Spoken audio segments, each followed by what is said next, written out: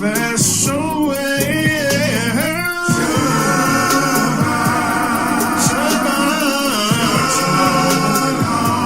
Shabbat, Shabbat, Shabbat. We are keeping Yahuwah laws in our enemy's land.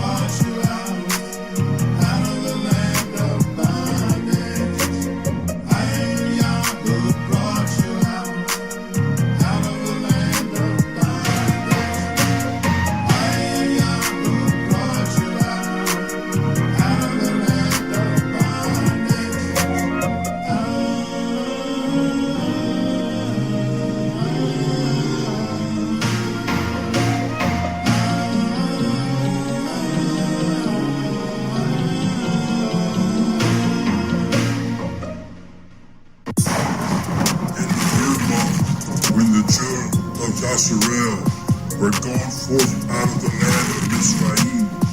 The same day came they into the wilderness of Sinai, for they were departed from Rephidim, and were come to the desert of Sinai, and had pitched in the wilderness, and there Yasharel camped before the mountain. And Shemaiah went up unto Elohim, and Yah called unto him out of the mountain, saying, Thus shalt thou say to the house of Yaakov, and tell the children of Yasharel, You have seen what I did unto the Mizraimites, and how I bore eagle's wings, and brought you unto myself. Now therefore, if you will obey my voice indeed, and keep my covenant, then you shall be a peculiar treasure to me, above all people, for all the earth is mine. You shall be unto me a kingdom of priests, and a Kodesh nation. These are the words which thou shalt speak unto the children of Yasharel.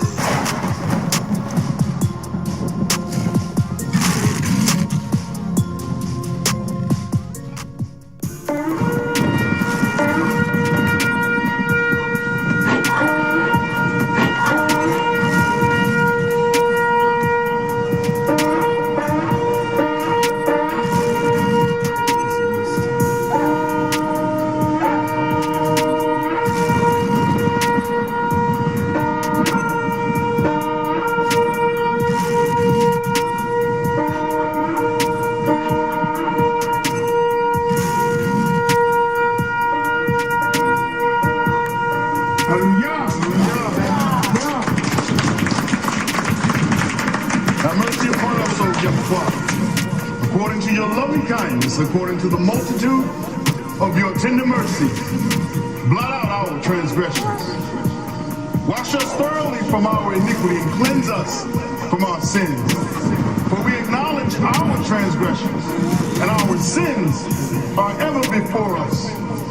Against you and you alone, Yahweh, have we sinned and done this evil in your sight, that you might be justified when you speak and be clear when you judge. Behold, we were shapen in iniquity, and in sin did our imams conceive us. Behold, you desire truth in the inward part, and in the hidden part you shall make us to know wisdom. Purge us, Father Yah, with hyssop, and we shall be clean. Wash us, and we shall be whiter than snow. Make us to hear joy and gladness, that the bones which you have broken may rejoice. Hide your face from our sins and blot out all of our transgressions. Create in us a clean heart, O Yahweh, and renew a right spirit within us. Cast us not away from your presence, Father, and take not your Holy Spirit from us. Restore unto us the joy of your salvation, and uphold us with your free spirit. Then will we teach transgressors your ways, and sinners shall be converted unto you. Deliver us, O Yahweh, from blood guiltless, Yahweh of our salvation, and our tongues shall sing aloud of your righteousness. O Yahweh, open you our lips, and our mouths shall show forth your praise. For you desire not sacrifice, else we would give it. You delight not in burnt offering. The sacrifices of Yahweh are broken spirits, are broken in a heart of contrition. Yahweh, you will not despise. Do good in your good pleasure unto Zion, and build you the walls of Jerusalem. And let all those, Father Yah, who at the sound of my voice believe all that which was spoken, all that which we do this day to honor you, Father Yah. Say with a loud and clear voice, hallelujah, hallelujah, hallelujah, hallelujah, hallelujah, Toda Yah, Toda Yah. Amen. Amen.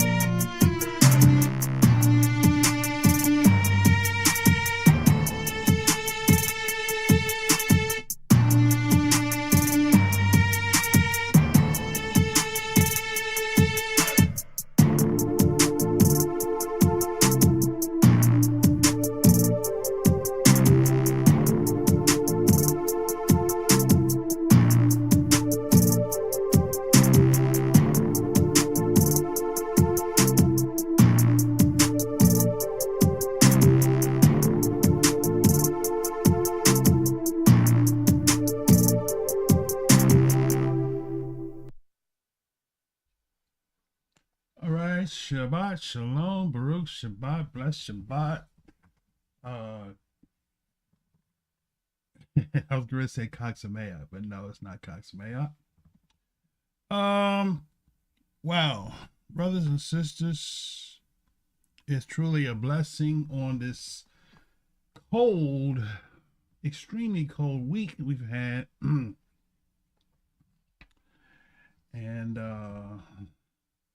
we're here. I hear they had snow down in New Orleans. How many inches of snow did they have? I thought I seen some reports said something about 10 inches of snow in New Orleans. Morey Josiah got some snow down there in Jacksonville. I think, right? So, bless Shabbat, everybody. Let's see. Brother Lion, good to see you, my brother. Brother Lion, Light. Good to see you, my brother Lights. Kokanaya saw another year the Most High spared and allowed her to be here with us one more year. She's in my club now. Maury Irvin, I see you, but I know you're listening in. Good to see you on this blessed week coming up on our annual celebration. Because we the Pesach, we the Pesach sons. We was first, right? All right. Let's see. Wait a minute. I'm looking at my screen over here, so pardon me for turning my head here. Oh, he said he didn't get no snow. Brother Eliot Stone, good to see you, my brother. Brother Ak, I need to know who. It's the second time the name came up, and if you are that person, you know why I'm saying the second time your name came up. I need to know whose username, whose legal name starts with R and ends with T.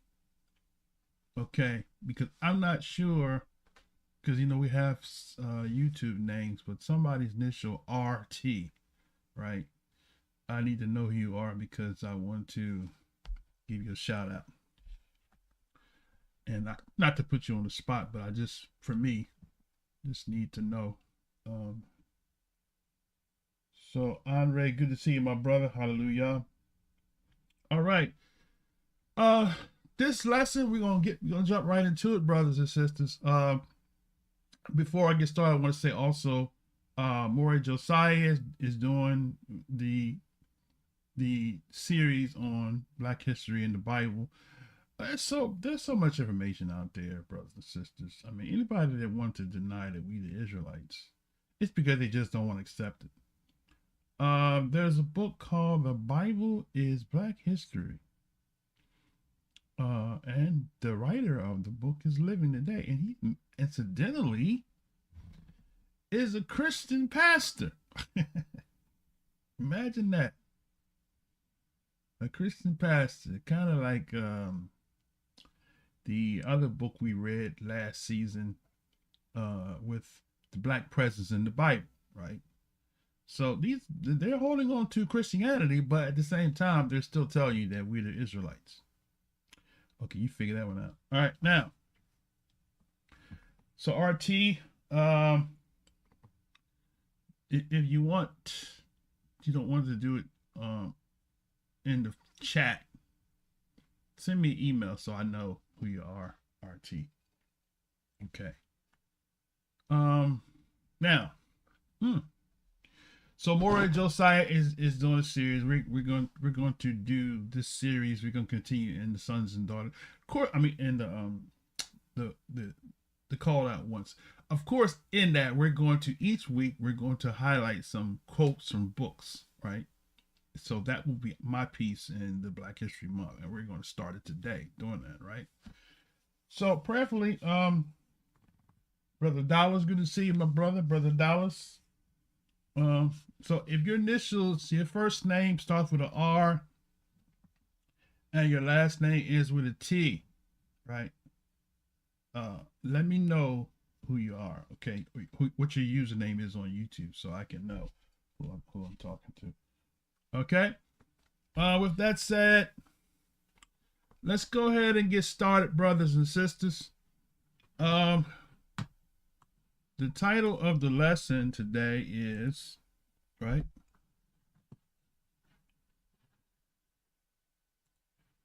Indisputable Proof.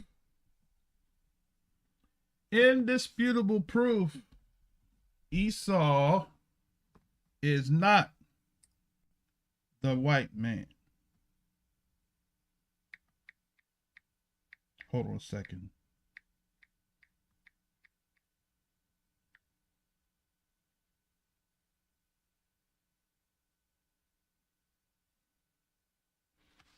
Okay.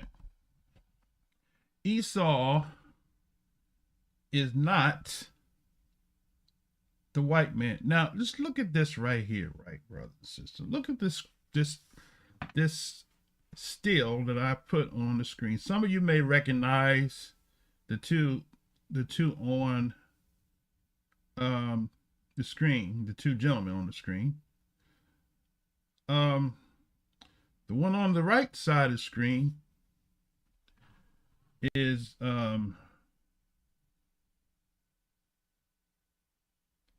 what's his name? Somebody help me out here. David Duke. I kind of lost it. I lost it. Okay. All right. Okay. So now who this is not a video about them. This is proof. So we use this because let's see.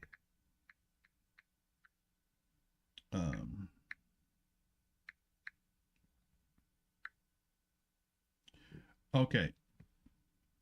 We're using this because this is why so many black people are angry and want to label Esau as the white man because of the history behind this organization, right? Called the Ku Klux Klan, right? So he represents all of the bitter and the hatred that people have for the so-called white man. Now, let me just say this here. And I always say this, and I have to reiterate this, right? Every so-called white person didn't own a so-called African who was enslaved. Okay? Because you had to have had some type of financial substance to even afford to buy one, number one. That's like saying, when they came out with the automobiles, everybody couldn't afford an automobile. So everybody didn't have an automobile because they didn't have the money to buy one. Okay, number two. Everybody couldn't afford to own a home. So every so-called white person, I know they might want to, some white people might want to make you feel like that all blacks were slaves and all whites were slave owners. The biggest lie ever been told. Every white person was not privileged enough to have the finances to even own a house. Better yet, to own someone as an enslaved property. So the anger that's pointed toward the so-called white man is not even justified because every white person could not afford to own anybody or own a house or a car or property, right? So if they couldn't own real estate and property, then how could they be a slave owner?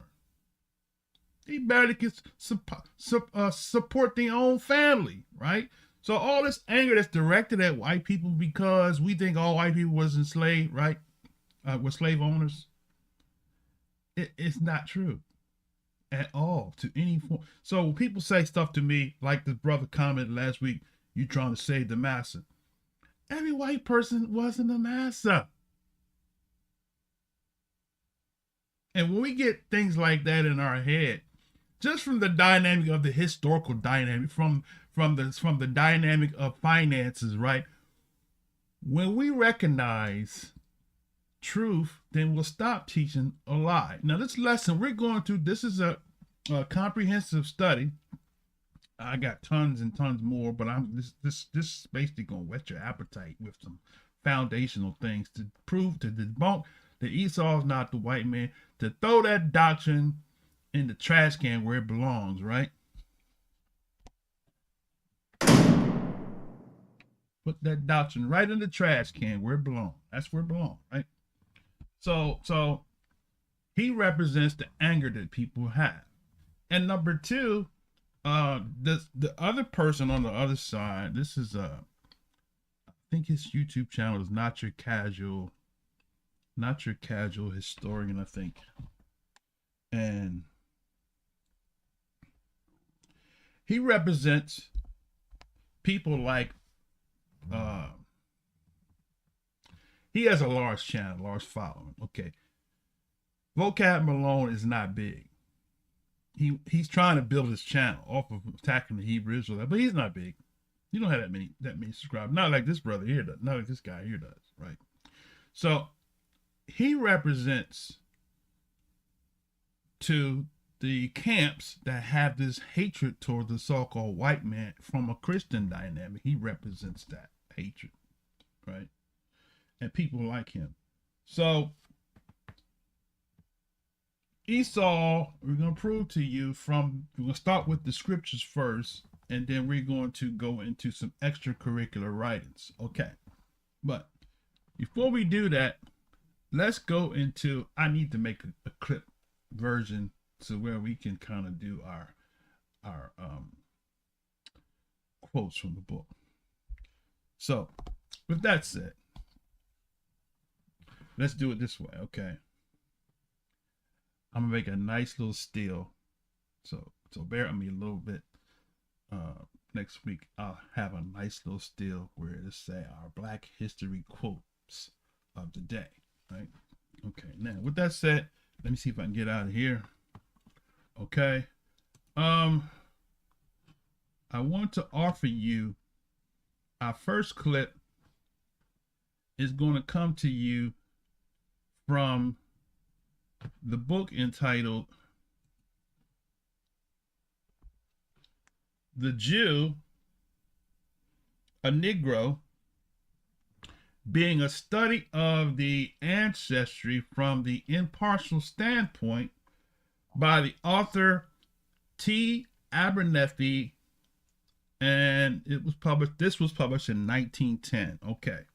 Now we're going to go to page 55. So for those of you that want the link, do you a favor, put the link in the description. There we go.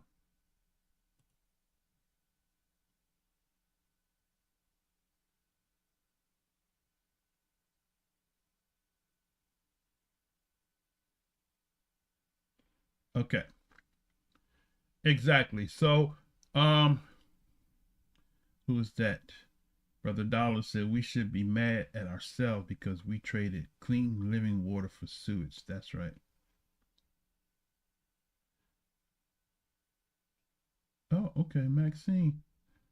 Maxine, I don't know why you come and being offensive. You know, Sister Maxine, I don't know who you are, what your ethnicity is not even relevant, but I don't know why you come in here angry, right? This is an educational session. Nobody in here is going to throw any stones at anybody to attack anybody's character. That's not how we operate here. That's not even my personality. Okay. So I don't know why you're offended and you're coming off. I would advise you to stay around and listen to hear what we're going to share, because people get angry and lash out at what they don't understand, what they don't comprehend, right? That's the problem with the world today. We attack and we jump to conclusions without hearing the whole matter out. When you want to learn something, you have to hear the whole matter out before you jump to conclusions, right? What you think, before you state what you think we're going to be talking about, before you try to judge my mind and say, this is what he's going to say. It's a good thing to just sit and listen to see where a person's going, because you already got in your mind, you got a preconceived idea, you got a preconceived narrative, what you think is going to be discussed in this discussion. You haven't heard one thing yet. I haven't even opened up the whole discussion yet, but yet you come in with attack. Okay. So stick around. She says we're not Africans, sold Israelites to savages, and the Most High had a judgment for too. I don't know what that means.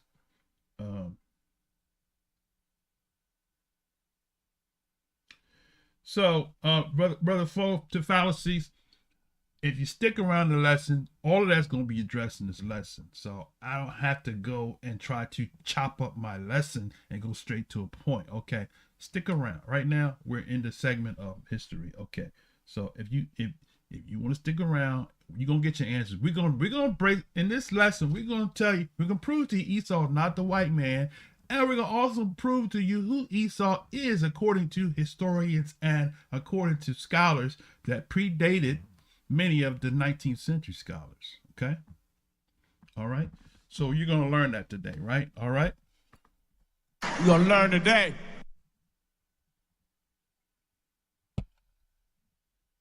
So back to our first quote. Our first quote, first quote comes from The Jew and Negro, a study of Jewish ancestry from an impartial standpoint. Now, this author that wrote this book is not a so-called Negro himself, okay?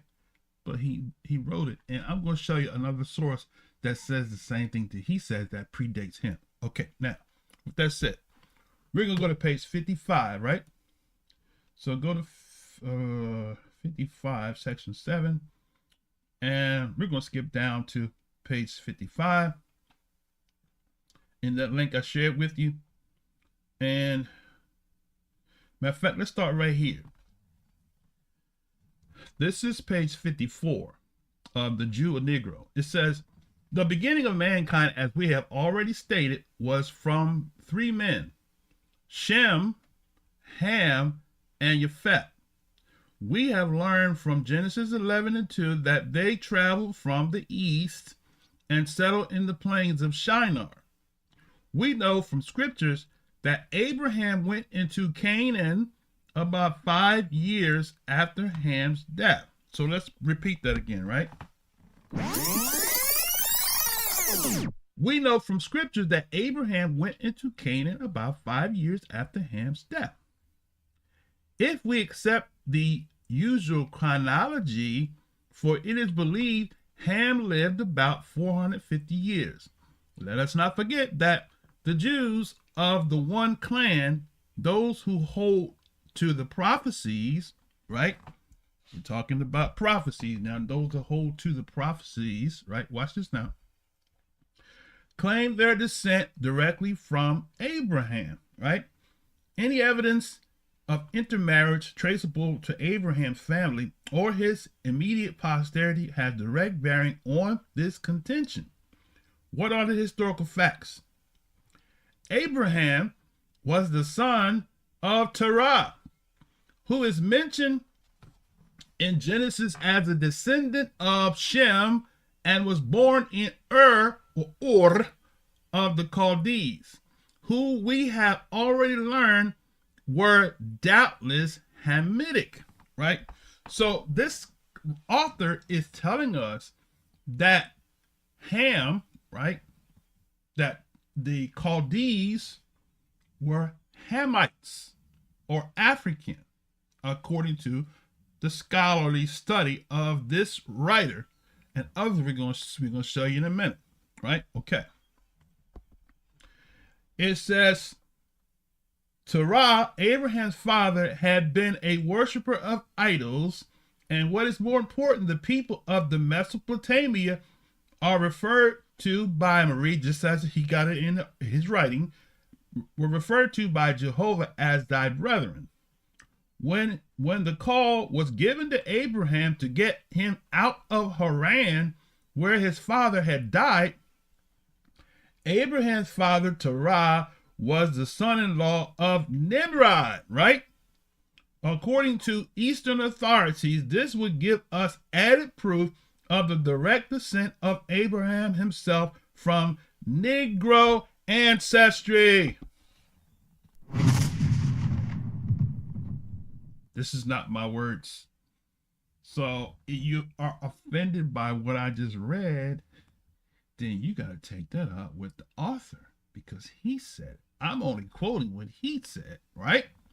So Abraham was the father of Isaac, who was the father of Jacob, who was the father of the 12 tribes of Israel. And the writer says that Abraham was a Negro. All right? Now,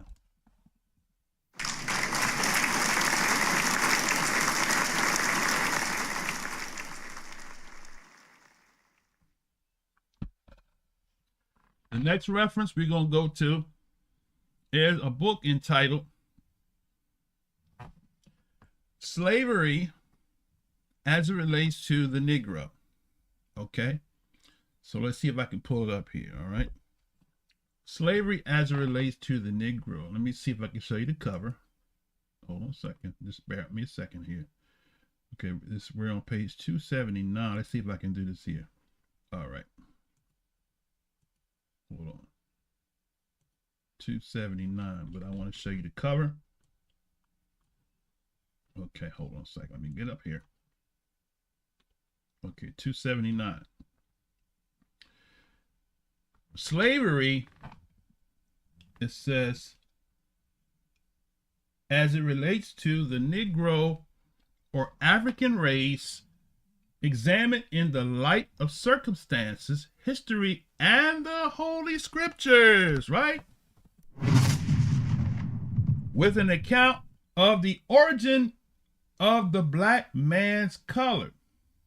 This, it says, the cause of his death and servitude and traces of his character as well, and in ancient as in modern times, with struggles on abolitionism, right? This was published in 1849 by W.S. Brown, right? W.S. Brown. Okay, now we're going to go to page 279. Let me give you the link. All right, we're going to go to, let's see, hold on a second. Let me get you in here. All right, that's the link. You can download that book for free. It don't cost you nothing. Only thing it costs you is, only thing it costs you is to read, R-E-I-D, like Fred Flintstone say, R-E-I-D, read. Argue with the scholar, don't argue with me, brothers and sisters. These are not my words. I'm just reading what the author says, right? So now we're gonna go to page 279. Good gravy. Gotta get down there now. Okay, 279. All right, on page 279, I'm not downloading the PDF to do it. I want to show you this reason why I'm doing this, because I want you to see you can go online and do the same thing I'm doing, right? I'm not manipulating anything. I'm not creating a PDF or anything. I'm just letting you know what's out there in the archives. Everybody else can read the same thing, right? So if you want to get pissed off and mad and cuss and throw at the screen, then take it up with the person who wrote this, not me, because I didn't write it. All right, now, where are we at here? Let's start right here. So he got a lot here. Let's see. Let's go back a little bit. We covered some of this stuff. Let's start right here. This is page, let's start page 277, right here, the second paragraph, or this is second paragraph. It says, among the foremost of the sons of Noah was Shem, who attained to such height of religious purity that he became not only by the divine sanction as well as his birthright, the Most High's high priest, right? In those ages consisting of 500 years from whose lips the primitive people received the knowledge of true religion, who spreading out in all directions in process of time over the whole world, carried with them this knowledge out of which was arisen all the various ideas of supernatural religion, which now prevail over the globe, but distorted and foreign to the original truth. Okay, here we go. We have said above that Shem, son of Noah, became the high priest, Yah's high priest, for it was Shem who was the real Melchizedek. That's what we taught. So if you follow this channel, you already know we already taught this, right? We taught you that I just actually discovered this book this morning. I didn't know anybody had anything to say to concur what I teach on the subject that Shem is Melchizedek, or Melchizedek as you want to call him, right? But let's continue. The real Melchizedek, the righteous king of Shalom, who is spoken of by Shemaiah in Genesis chapter 19, by David in Psalms, what is that? My Roman numeral count, what is that? 500, let's see, what is that? No. Is that? That's 100 minus 10. So what was that? 94. Psalms 94. Okay. To think this thing through. That's Psalms 94, right? 94:4. And by St. Paul, Hebrews, that's 7:1. This man, the son of Noah, Shem by name, and Melchizedek by appellation, was of all men who had lived since the flood, and the best qualified to instruct the people of those first ages during the 5 years of his life after the flood. As he was born more than 100 years before the flood, he must have acquired a vast amount of antediluvian knowledge as well as unbounded influence among the young tribes and nations of the part of the world after the flood. Okay, now I want to skip past that because I just wanted to kind of read that. Now right here it says Shem or Melchizedek overlived his father Noah 150 years and the patriarch Abraham. Okay, now, and nearly 50, and of consequence was acquainted with Isaac, the son of Abraham, which this is stuff we covered already, right? We showed you that Shem tutored these brothers how to be the priests of Yah. Let's continue. All right. And it says, from this man, all patriarchs from Arphaxad down to Isaac, comprehending 500 years, received the knowledge of the true Yah and the religion of Adam, Seth, Enoch, and the patriarchs before the flood, down to Isaac, from whom Yaakov, the son of Isaac, derived the same and transmitted to the 12 tribes of the Jews, his sons, right? Bam! Noah was acquainted and was contemporary with Abraham 64 years before he and his father Terah left the country of Ur of the Chaldees, east of the Euphrates, and went to Haran in Canaan, the country of the Hamites. Boom! So Ur the Chaldees was the country of the Hamites, of the Africans, brothers and sisters. This is what the writer is saying in 1879. This is not something I'm saying. All right? Don't get mad at me. Angry Negroes going to have black people just angry. Why don't you just teach the Bible? We are teaching the Bible, Dodo Brain. Oh, boy. So this writer is telling you that let's read it again, right? Okay. He says, Terah left the country of Ur in Chaldea, east of Euphrates, and went to Haran in Canaan, the country of the Hamites. So Haran, even he calls Haran the country of the Hamites, because when you say Canaan, where did Canaan come from? Canaan was one of the sons of Ham, who is the father of the dark races of peoples according to Zion fans by Compact Bible Dictionary. Ham, the father of the dark races of people, not the Negroes. Oh man, I tell you. Okay, now. So let's read a little more of this here. I have some other references to be able to get to the lesson. Okay, now he was a contemporary of let me go back up here. He was also contemporary with all the patriarchs born between the flood and the time of Abraham was 64 years old, which was 10 generations. He was contemporary with Arphaxad, the son of Shem, and his family, and Salah, the son of Arphaxad and his family, with Eber, the son of Salah and his family, and Peleg, son of Eber and his family, and Ru, okay, ... Now, Terah, the son of Nahor and his family, with Abraham, the son of Terah, his family, before his marriage to Sarah, and Keturah, his first wife. Okay. Thus Noah reached the 64th year of Abraham's life and 360 years after the flood. Okay. Now, so this is not stuff but that we're making up. This is stuff that's written in the book by the authors, right? Okay. Now, let's go to the next reference.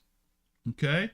The next reference is going to come from a book by an author of the name of John Ogilvy. Okay. John Ogilvy. All right. So now what I'm going to do is I'm going to, before you don't close those windows out until you download those books, because you need them for your library. Okay. Okay, somebody come at you and try to talk crazy. You could just say, won't you read this book? Won't you educate yourself and learn something, right? You're going to learn today. All right, now. So this book, I'll give you the link, right? And our next quote. All right.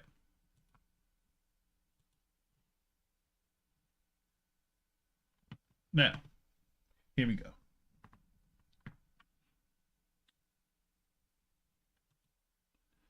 So this book, oh, did I give you the link? Or it didn't come through. Oh, I did give it to you. Okay.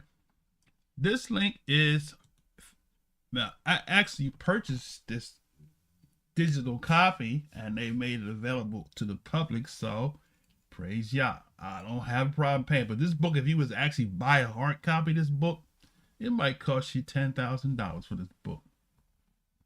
They digitized it and did us a favor, right? So now, the book is entitled Africa Being an Accurate Description of the Regions of Egypt, Barbary, Libya, and Bilodogorage, okay?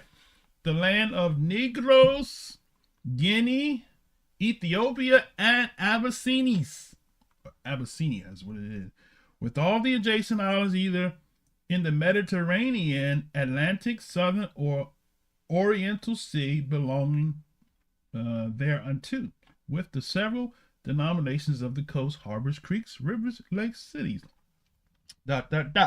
Author John Ogilvy, and it was copyright in M is 1000, D is 500, so that's 15, C is 100, that's 16, and then you got L is 50, so you got 16, 50, and 2, X is 10, so you got 20, 50 plus 20 is 70.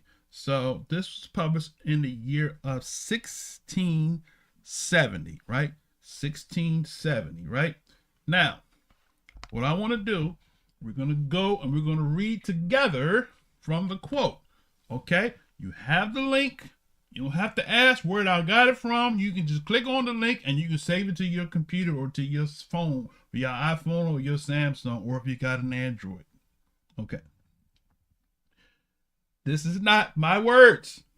I repeat, this is in the archives of the scholarship of John Ogilvy, right?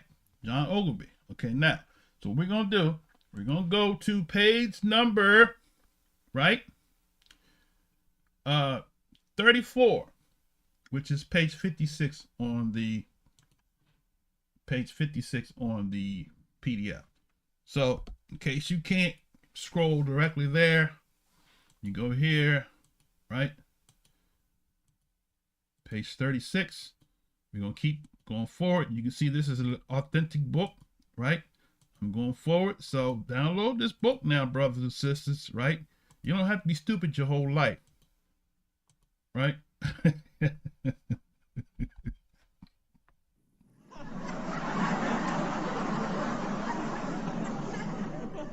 See, the thing is, I know it sounds harsh what I just said, but if you're stupid, it's because you choose to be stupid, brothers and sisters. There's too much truth out there for you to remain stupid, right? And if you want to be right, you know, you can deny all the proof, all the evidence, put all the receipts put before you all day long, right? Okay, so people want to remain stuck on stupid, and that's your prerogative. You want to be dumb and stupid, then be dumb and stupid, right? But I'm not, anybody that follows me not going to be dumb and stupid. You're going to know some stuff, right? Okay. You're going to learn today. Now, this is page 34, which is on page 56 of the PDF, right? I'm going to blow it up so you can see it. Okay? All right. Now, it says, it reads on this wise. Many Jews also are scattered over this region. Let's blow it up some more. I want everybody to see this, doggone it. I want Stevie Wonder to be able to see this, right?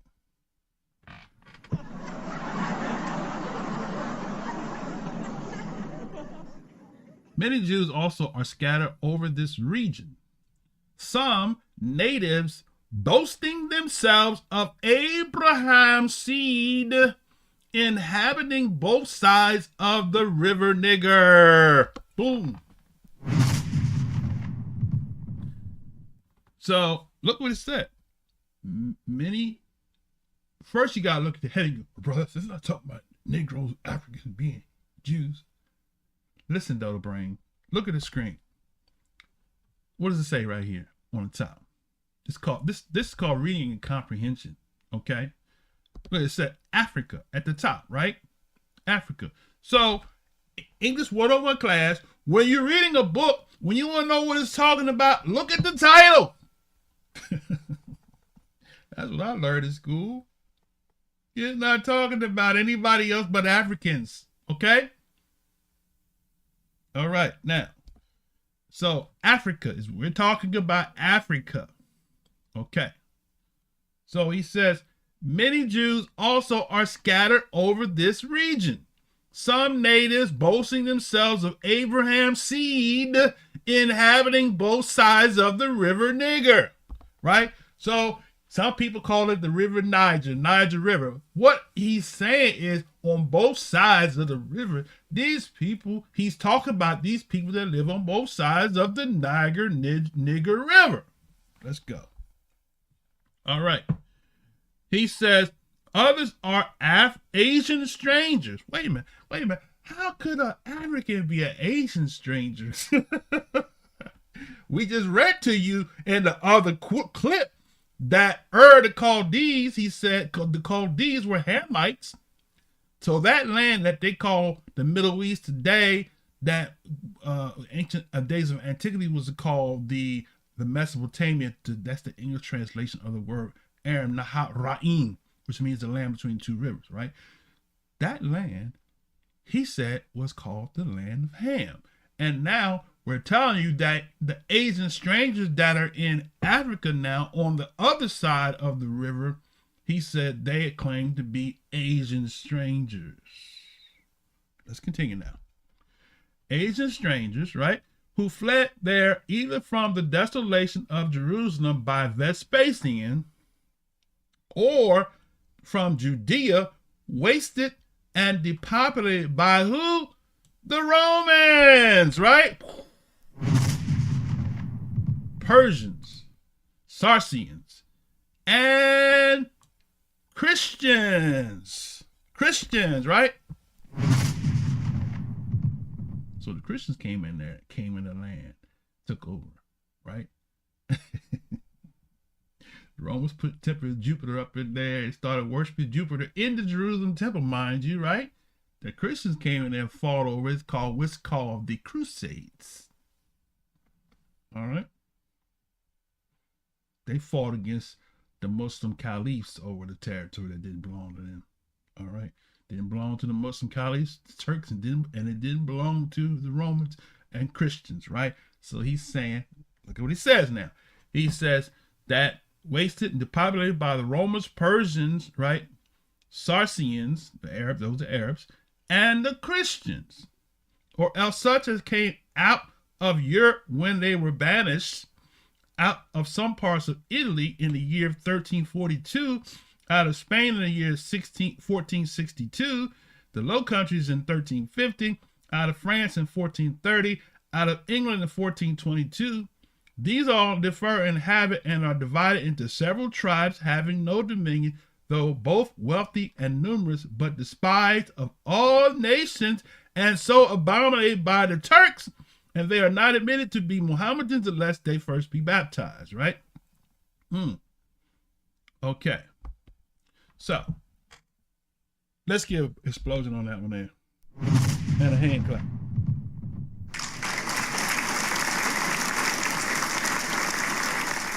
So we thank Professor, I'm going to call Professor Dr.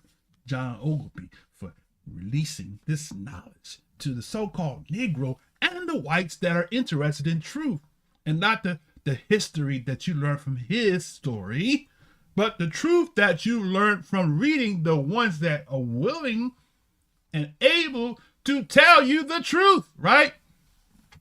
Right? The ones that are able to tell you the truth, right?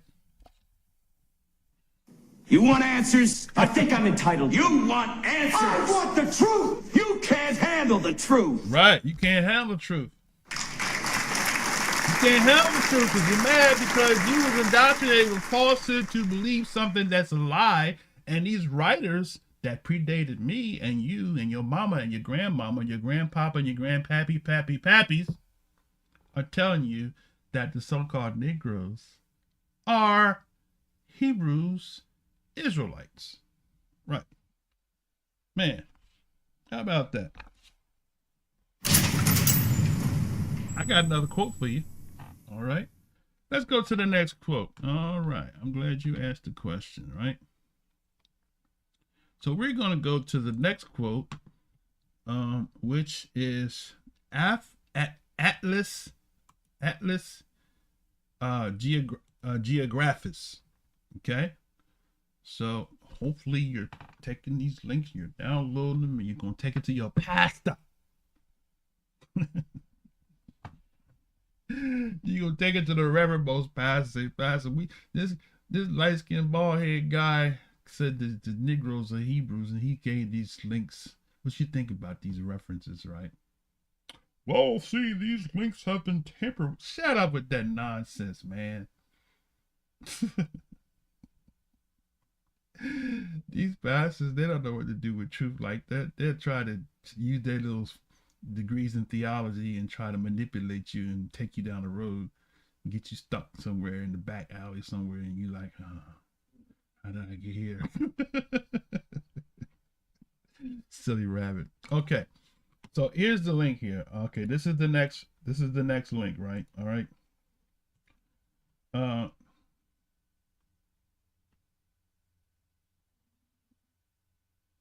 All right, now, don't worry about everybody. They want to get straight to the lesson. This is Black History preparation, so I'm giving these references. Okay, so I'm glad you all here to hear the lesson at hand. We're going to get to it. Don't have no worry. We're going to finish it today. All right, now, so this is our next link, right? So let's go to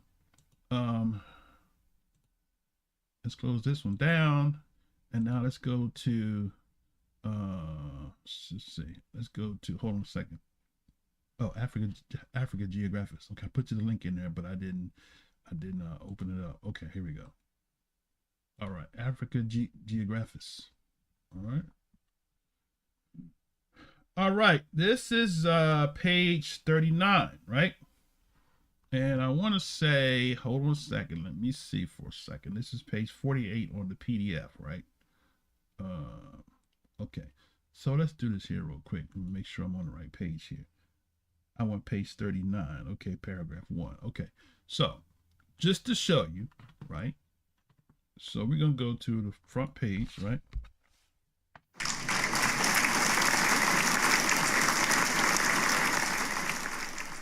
All right. Look at that. Somebody, you know, interesting. Something I just saw just jump right at me when I was scrolling through, right? I tried to tell somebody that the Atlantic Ocean was called the Ethiopian Ocean. They was like, you know, people stupid and want to argue with you because they don't know jack. They want to argue with somebody who studies a lot. And on this page, you'll see, excuse me, I started itching. What that say? Oceanus Ethiopus.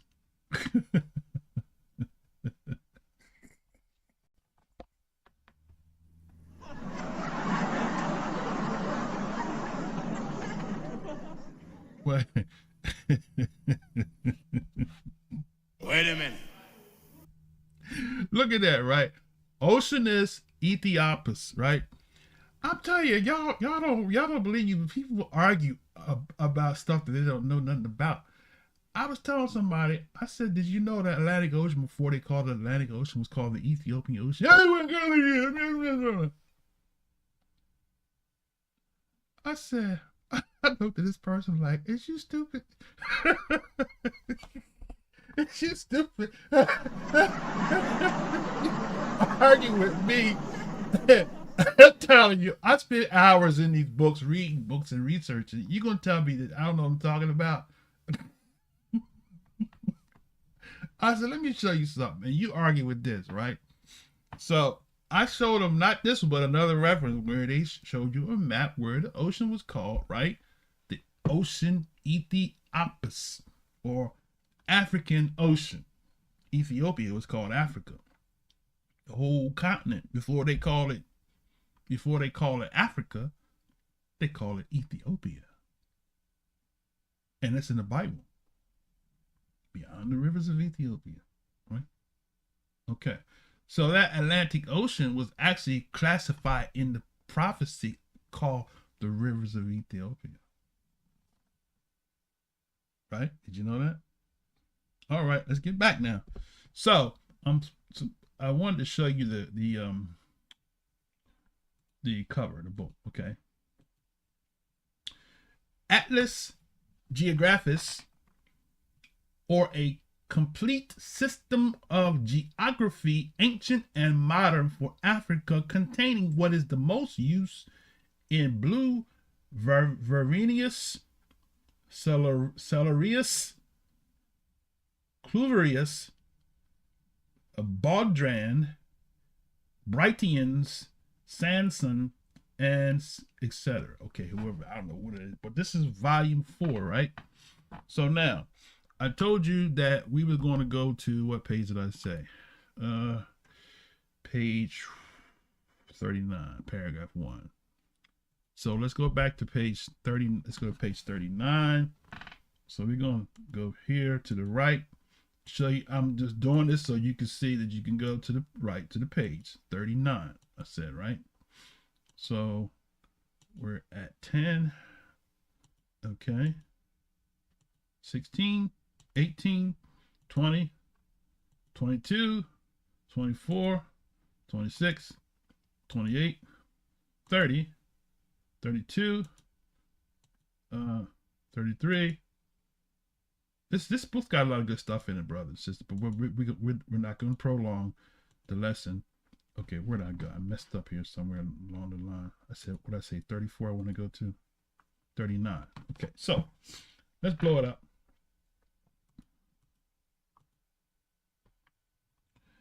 It says, let's see. Okay. Right here at the bottom, it says, Leo, let's blow this up some so you can see it. It says, Leo says, the Arabians of Barbary who live upon the Mediterranean coast formerly studied the mathematics, philosophy, and astrology till about 400 years before his time, when those arts were quite suppressed by chief professors of the law and religion. They go frequently to to church to repeat some formal prayer and think unlawful to wash some of the members that day, though at other times they wash their whole bodies. They are very ingenious rather, in mathematical inventions and building. He vindicates them from the charge of fraud, right? Okay, now let me skip down because that's not the paragraph I want. I want this one right here. The present Christians, listen here, listen to the sound. Don't you touch that dial, right? Wait a minute. The present Christians in Africa, let me read that again. The present Christians in Africa, one more time. The present Christians in Africa are partly strangers and partly native, right? Partly strangers and partly native. Some of them slaves to the Turks. All right. Remember we read in the other book, right? He talked about that Jerusalem was wasted by the Turks, the Saracens, right? Okay. Christians, right? Now this author amplifies it. He says what? That present Christians are in Africa. Why? Because they were converted into Christianity, European Christianity, Roman Christianity, right? That's another lesson. We'll deal with that another time, right? And you do know that there were two different types of Christianity, right? With the others didn't call themselves Christians, but that's another lesson. All right, let's go ahead. Talking about Roman Christianity, all right? So he says that present Christians in Africa are partly strangers and partly natives. Some of them slaves to the Turks and barbarians, and others free. Some of the Jews who inhabit both sides of the what? The Niger River derive themselves from Abraham, right? Others fled hither from Asia when Vespasian destroyed Jerusalem from Judea when 'twas wasted by the Romans, Persians, Saracens, and Christians. Some were banished from Italy in 1342. So basically, he's reiterating the same thing, right? That Professor John Ogilvie said, right? So John Ogilvie was the first to say it. Now he's quoting what John Ogilvie said, right? Okay, now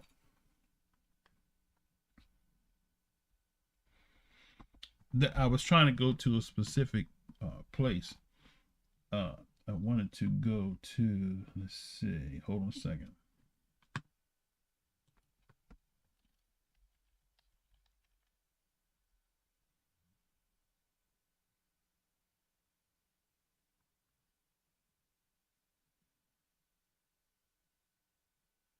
Just bear with me a second here. There's a page that I wanted to go to.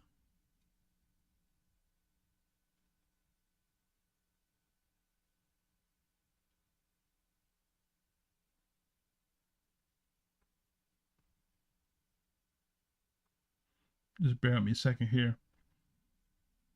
It's in this book here.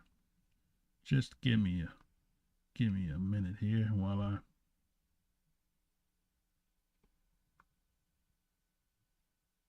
I'm looking for the exact quote. Okay. I thought I had wrote the page down, but apparently I must have missed it. But I said page 39, right? Hold on a second.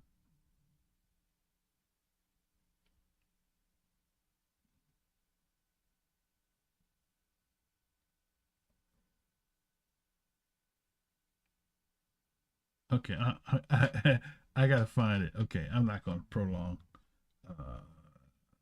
Give me another second here to see. Hold on a second. Oh my goodness, I hate when this happens to me. Okay, I was looking for this.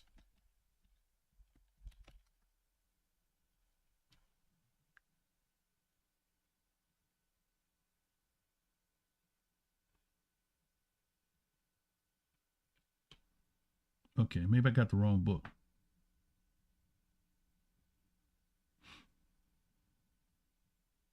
I think I got the wrong book.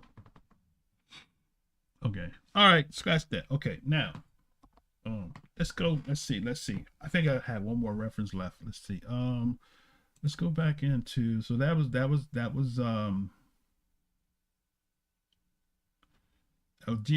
Atlas Geographicus. Okay. Let's go to. Let's see. You know what? Let's go into the lesson. I got 2 more links, but we'll save that for next week. All right. So we're going to read Leo Africanus, and we're going to read description of Guinea. In fact, do I want to read that one? Let me see. Hold on a second. I might want this one here. Let's see. This is a good one.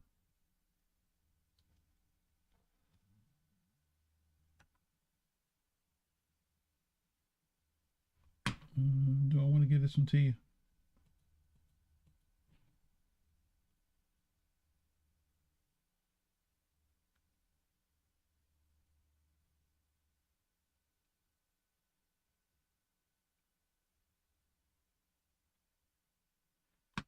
Let's try it. See, hold on a second. Let me just bear with me a second here. Okay. All right. Scratch it. I can't find what it looked like. It was something I was looking for, so I got stuff going on. Y'all know I work a full-time job, so sometimes I'm trying to do this in between, so I must have put it on another computer. Okay, so charge to my head, but not to my heart. Next week, I guarantee you, we'll have those 2 clips, those 2 links those 2 quotes that I was going to give you. So we'll just go and get into the lesson. All right. So prayer for you guys. I'm out of it.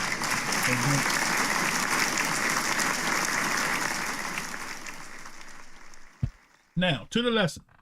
Okay, so Esau, proof that Esau, right, is not the so-called white man, right? Proof that Esau is not the so-called white man, right? All right. So we're gonna start Genesis 25. So open up your scriptures real quick. We're gonna roll. We're not gonna spend too much time in this because you can read the Bible for yourself. I want to point out the direct narrative of this whole dissertation that Esau is the white man, where it originated, and how people who use it wrong, right? Okay. Now, so go to Genesis 25 real quick, brothers and sisters. Okay, Genesis 25, I'm gonna move faster now. And 23. So Genesis 25, 23, right? All right, 25, 23 through 25. So 25, 23. All right, let's blow this up. Let's bring it on the screen. Okay, 25, 23 through, what did I say? 25, 23 to 25. And y'all said unto her, let's read the verse before that. Verse 20. Isaac was 40 years old when he took Rivkah to wife, the daughter of Bethuel, the Syrian of Padan Aram. So now, Syrians were Negroes. We just read that of the whole region. Okay, now, so Rivkah came from that region, and he says he entreated her, and Yah was entreated of him, and Rivkah, his wife, conceived. The children struggled together within her and said, if it be so, why am I thus? And so went to inquire of Yah. Yah said to her, 2 nations, right? 2 being what? Shanaim, which means twofold.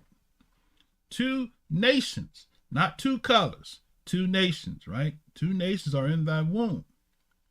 And 2 matter of people. This phrase, matter of people, is the phrase that says what? Olam, which means to gather. 2 communities. 2 communities, not 2. See, because the teacher said 2 different types of people. See, white people different than black people. That's not what that Hebrew text is even pointing out. It's saying 2 communities of people, right? Now, if you go to the Brenton's version, right? And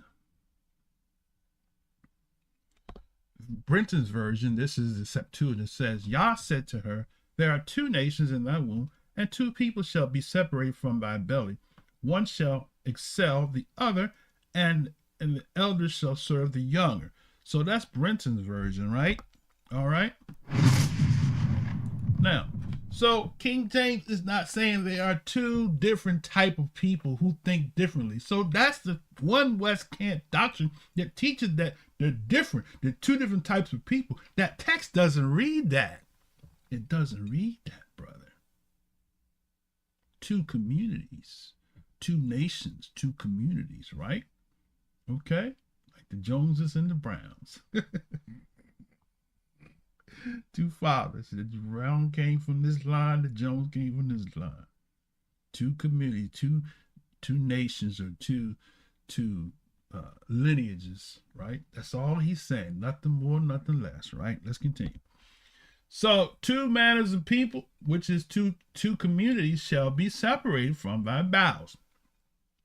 And the one shall be stronger than the other, and the elder shall serve the younger. So who's the elder, right? Who's the elder? Esau, right? Who's the younger? Jacob, right? Now, if Esau is the so-called white man, then they should be included in Black History Month because they from the same father. Not only that, they twins. Okay, let's continue. So, and it says, when her days were delivered to be fulfilled, behold, they were twins, there it is, in her womb. So the twins, they look alike, right? Now think about this from a general, generic perspective. Do white people look like black people?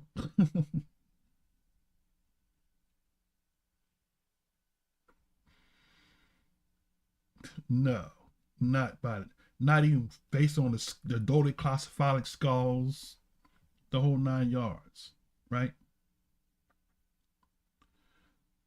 So, no. But Jacob and Esau were twins, which means that they would look alike. Well, they could have been fraternal twins. Okay, I'll give you that since you want to utilize that, right? Okay.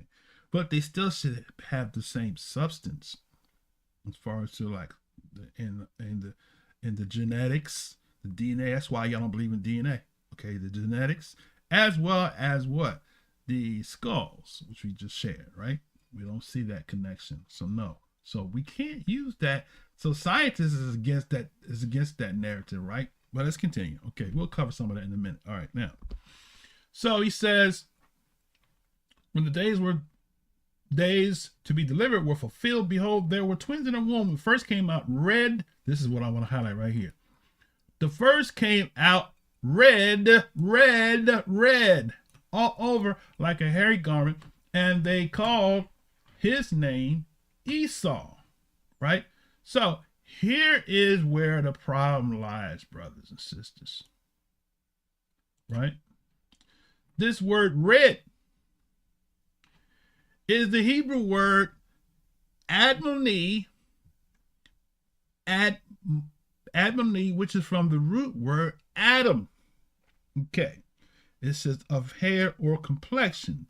So if this word red in reference to Esau means a so-called white man, the same root word of the word Adomi, which comes from Adam, which means Adam was a so-called white man.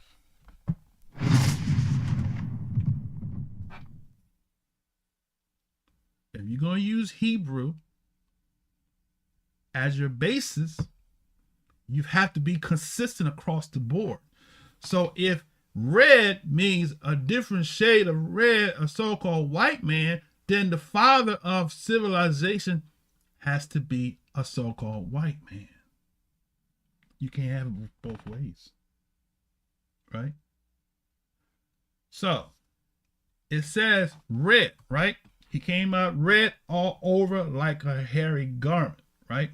Okay, now then you see them pass around this pictures of a caveman with hair on his arms and all that. As proof that that's Esau.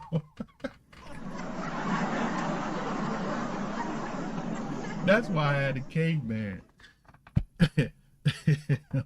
on the steel, because The teacher wants us to believe. I can't even. The teacher wants us to believe that was Esau.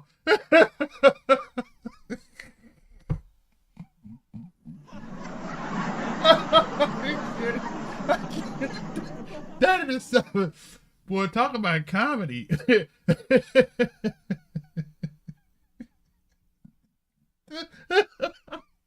Talk about comedy. I mean, I don't even know how you could even teach that.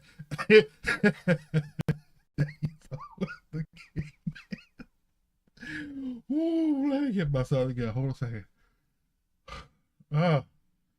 Oh my goodness.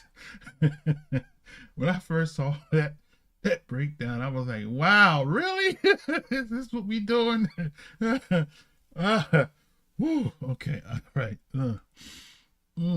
All right, so those are the 2 points of contention. Esau was red, so so-called white man is red and hairy. Okay, all right, so that makes Esau the white man, right?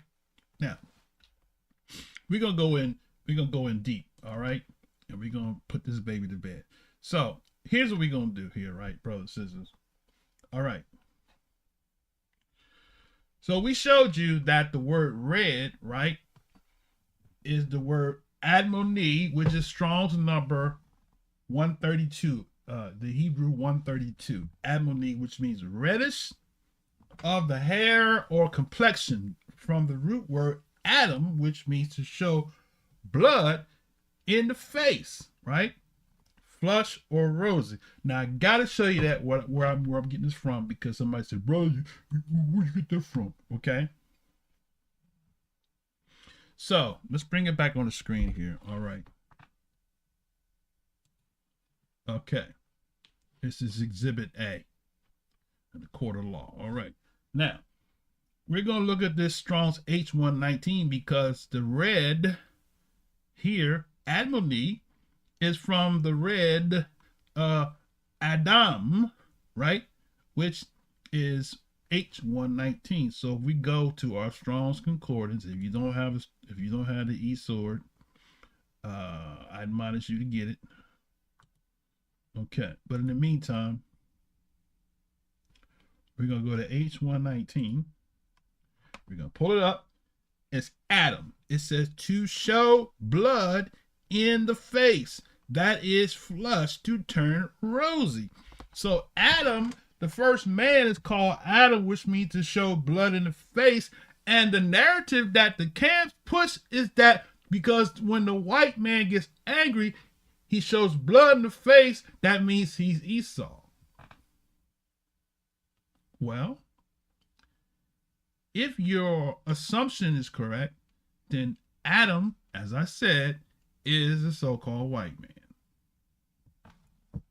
All right, let's go further. All right, so now it means to show blood in the face. So that same word, we're going to show you that same word admoni, which means red, was translated in multiple places in the biblical text, right? Okay, now, so get your pen out, because I'm giving it to you, and preferably this will be the last time I'll have to do a lesson like this on live stream until my book comes out. Okay, now the book is going to be more detailed than what I can do in this 2 hours segment. Okay, so now, were there any people in the scriptures that were described as red or ruddy? Right? Inquiring minds want to know. All right. 1 Samuel 16:12. Right? Let's go there real quick. 1 Samuel 16:12. All right. 1 Samuel 16:12. Okay. 1 Samuel. Hold on. 16:12. Okay. Let's blow it up. Blow it up, blow it up. All right, 16:12. It says, and he sent and brought him in. Let me back up for a second. Let's start verse 10. Again, Yeshai made 7 of his sons to pass before Samuel, and Samuel said to Yeshai, right, Yah have not chosen these. So, in other words, just to kind of bring you up to speed, give you some context. The prophet Shemuel was told by the Most High that the Most High was raising up a king from the sons of Yeshai, or the world called Jesse, right? Okay, now he looked at the sons and said, none of them are the son. So now you have one more son left. Y'all got one more son left now. Okay. All right.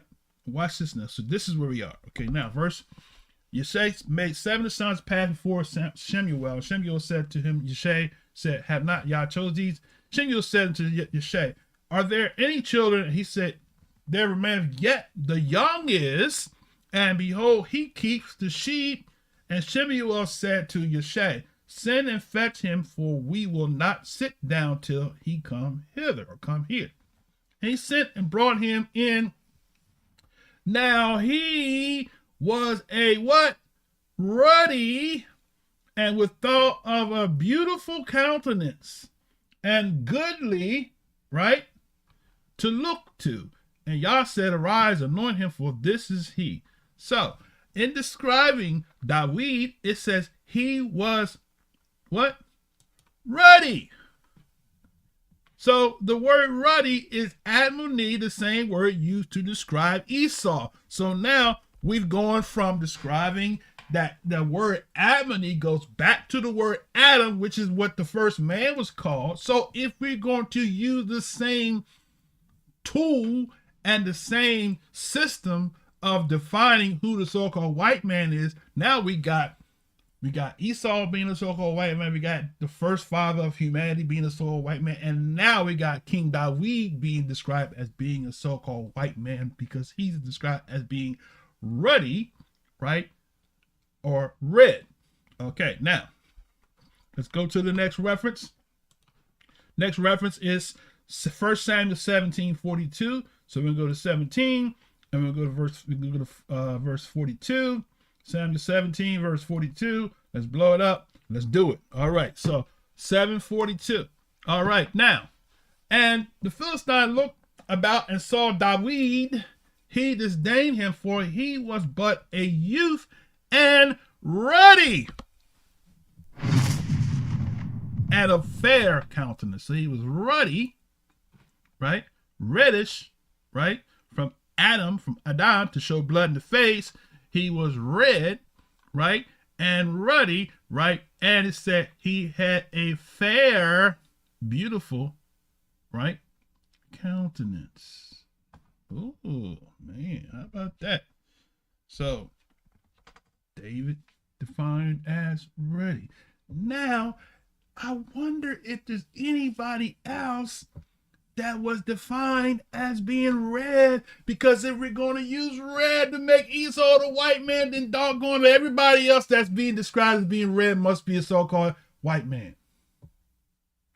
All right, let's do it. So the next reference is going to be what? Song of Solomon. So we're going to go to Song of Solomon 5, right? Song of Solomon. I did this in a previous lesson years ago, so I'm doing it again. That's when they shut my original channel down. Called Esau, not the white man for dummies. Okay, Song of Solomon 5 and 10. All right, let's blow it up. All right, Song of Solomon 5, 10 says, my beloved is white. Oh my goodness. Whoo, what? Wait a minute. My beloved is white. See, brother, see. Solomon was white. It says it right there. He was white, brother. He said he was white. Right, look. My beloved is white. What? Wait a minute. He was what? He was white. He was what? My beloved is white. Wait a minute, brother. What is that word in Hebrew? Okay, glad you asked the question. That's mistranslated because the word is not white. He wasn't white, but he was sak, which means he was dazzling, sunny, bright, evident, right? or glare, dazzling, right? So that's that word white, because the word white is actually not sock in color, but the actual word white in color is a different word. But we're not going to cover that in this lesson because I don't want to go off into a whole nother tangent. But so he wasn't white in the sense of the white supremacist white. He was white, as it says here, sunny, bright, dazzling, right? Energetic, right? Like me. I'm white, energetic, vibrant, right? Whew, I think so. All right. Let me go back in here. So it says he was white and ruddy. Uh-oh, there goes that word again. So he was white and ruddy. So he was ruddy, which is Edom, which means, it says, from the same root word, rosy, right? Rosy. So now we got Adam being ruddy, we got Esau being ruddy, we got David being ruddy, we got Shalom being ruddy, and I wonder if anybody else was classified as being ruddy. So since you asked the question, I'm glad you asked the question, and doggone it, we're going to read it, right? We're going to read it, right? Am I right? That's right. All right, let's go to Lamentations 4. Lamentations 4, right? So Lamentations 4, okay? So if you're going to be fair to this teaching that Esau being red means he's so-called white man, then everybody in the biblical text that is defined as being red or ruddy, admoni, back to the root word Edom, has got to be a so-called white man. Huh? All right. Lamentations 4 and 7. So let's go to Lamentations 4 and 7. Okay. It says, her Nazarites were purer than snow. They were whiter. Wait a minute, brother. Wait a minute. The Nazarites were white too? Right? You've been had. No, you haven't been had. It's you've been misinformed.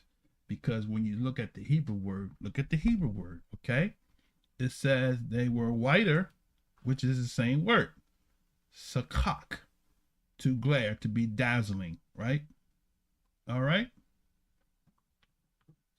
So the Nazarites were pure. They were pure. See, the emphasis is on the purity. They were purer than snow. They were whiter than milk, right? Pure. So they're talking about the pureness of the Nazarite, of those who took the vow to be a Nazarene, right? To be dedicated. That's a whole nother lesson for another time, the Nazarite vow. Okay, so that's what we're talking about. He's referring to them as being pure, right? Okay. Now, he says, for the Nazarites were purer than snow, whiter than milk. They were more ruddy in body. Wait a minute. The Nazarites are ruddy in body. Wait a minute. They were more ruddy. They use the same word, Adam, in body than rubies. Oh, we got now we got a little description here. Okay.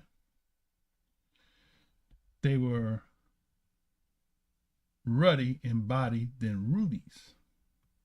Their polishing was as sapphire. Okay. That's interesting, right?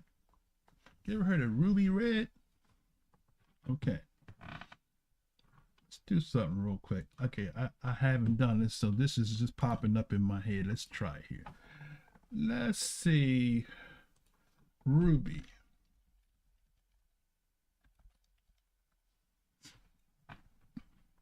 Okay, so now I'm glad I did that.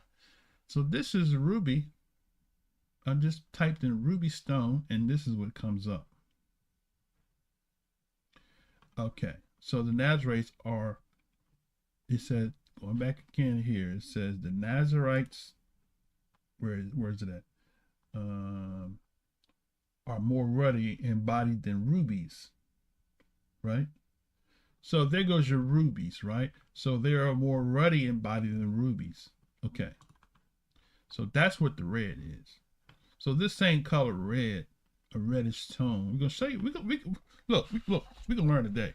We're gonna learn today. We're gonna learn today. I'm not even done yet. I'm just getting. This is the introduction. Okay. Now, all right. So they are more redder than rubies, right? Okay.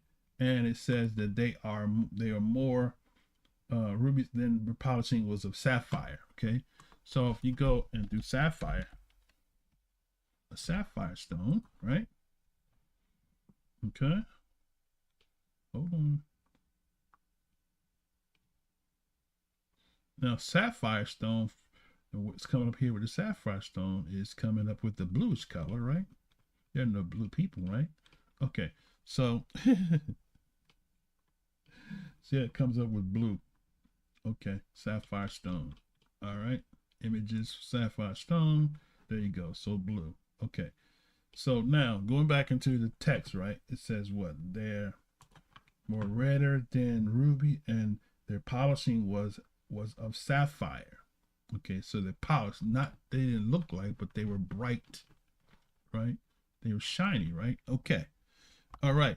So let's move further because I got to move on. Okay, now, so we already know that Esau references Genesis 25 and 30, 32, etc., was defined as being red. The same root word, admoni, the same root word is Edom, which is the same root word used to describe David, Shalom, Nazarites, and Adam, right? Okay, now, Idumea is also defined as being red in Isaiah. Okay, all right. Idumea means red. So everything associated with Esau means red. Red, Admoni, Adoma, right? Edoma. We're gonna cover that. Even in Africa, you got tribe Edoma, which means red. Okay, but anyway, I don't want to jump too fast. Okay, now. So let's look at there's another word that's used in the biblical text in reference to red. So let's go to Exodus 28 and 17. Exodus 28, 17, moving right along. Exodus 28, 17. So let's go to Exodus 28, 17. All right. Now, let's blow this up and let's read it. 28 and 17. That's it. Okay. And thou shalt set in the settings of stones, even 4 rows of stones. The first row shall be sardis, a topaz, and a carbuncle. This it shall be the first row. So thou shalt set the stone. Now here it says sardis, right? Sardis, although it's a different word, right? But look what happens here, brothers and sisters. This same word sardis, Odem, has its root in the same word Adam. See that? See at the bottom? Odem, right? 119, right? Adam.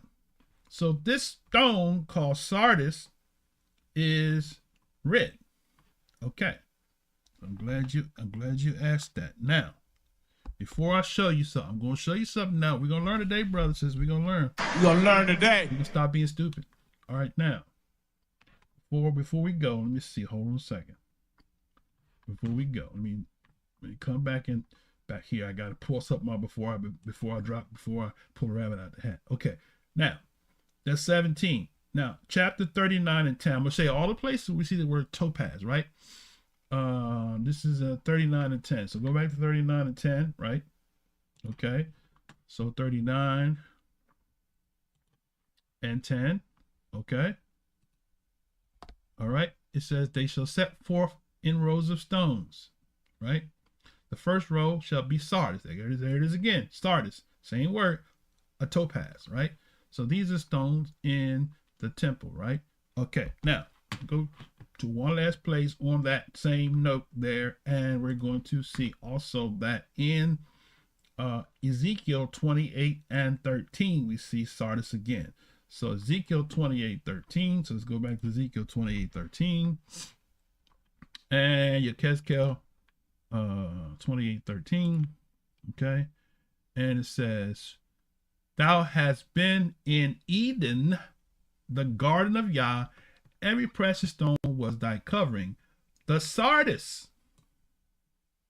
Right? So sardis, red, same word, is associated with who? It is associated with the king of Tyre. Uh-oh, wait a minute. We're making a connection now. I don't want to go too deep yet. But Tyre is being connected to being red. Let that sink in for a second there. Think about this now. So now, if you follow this red people, you're going to see that there's a connection between who these red people are. And they're not Europeans. All right. Think about it now. The king of Tyrus was referred to as being red. Right? Okay. Thou hast been in the Garden of Eden. Every precious stone was thy covering. The sardis, right, was the covering of the king of Tyrus. Okay, which is the seed of the serpent. That's a whole another lesson. We don't have time for that today. All right, now let's continue. Okay. So I want to show you something here. Y'all ready? Y'all not ready for me? I'm not ready. All right. So let's do this here. We're gonna look at sardis real quick. Okay. There goes your sardis right there. There goes your red. There goes your red. Right?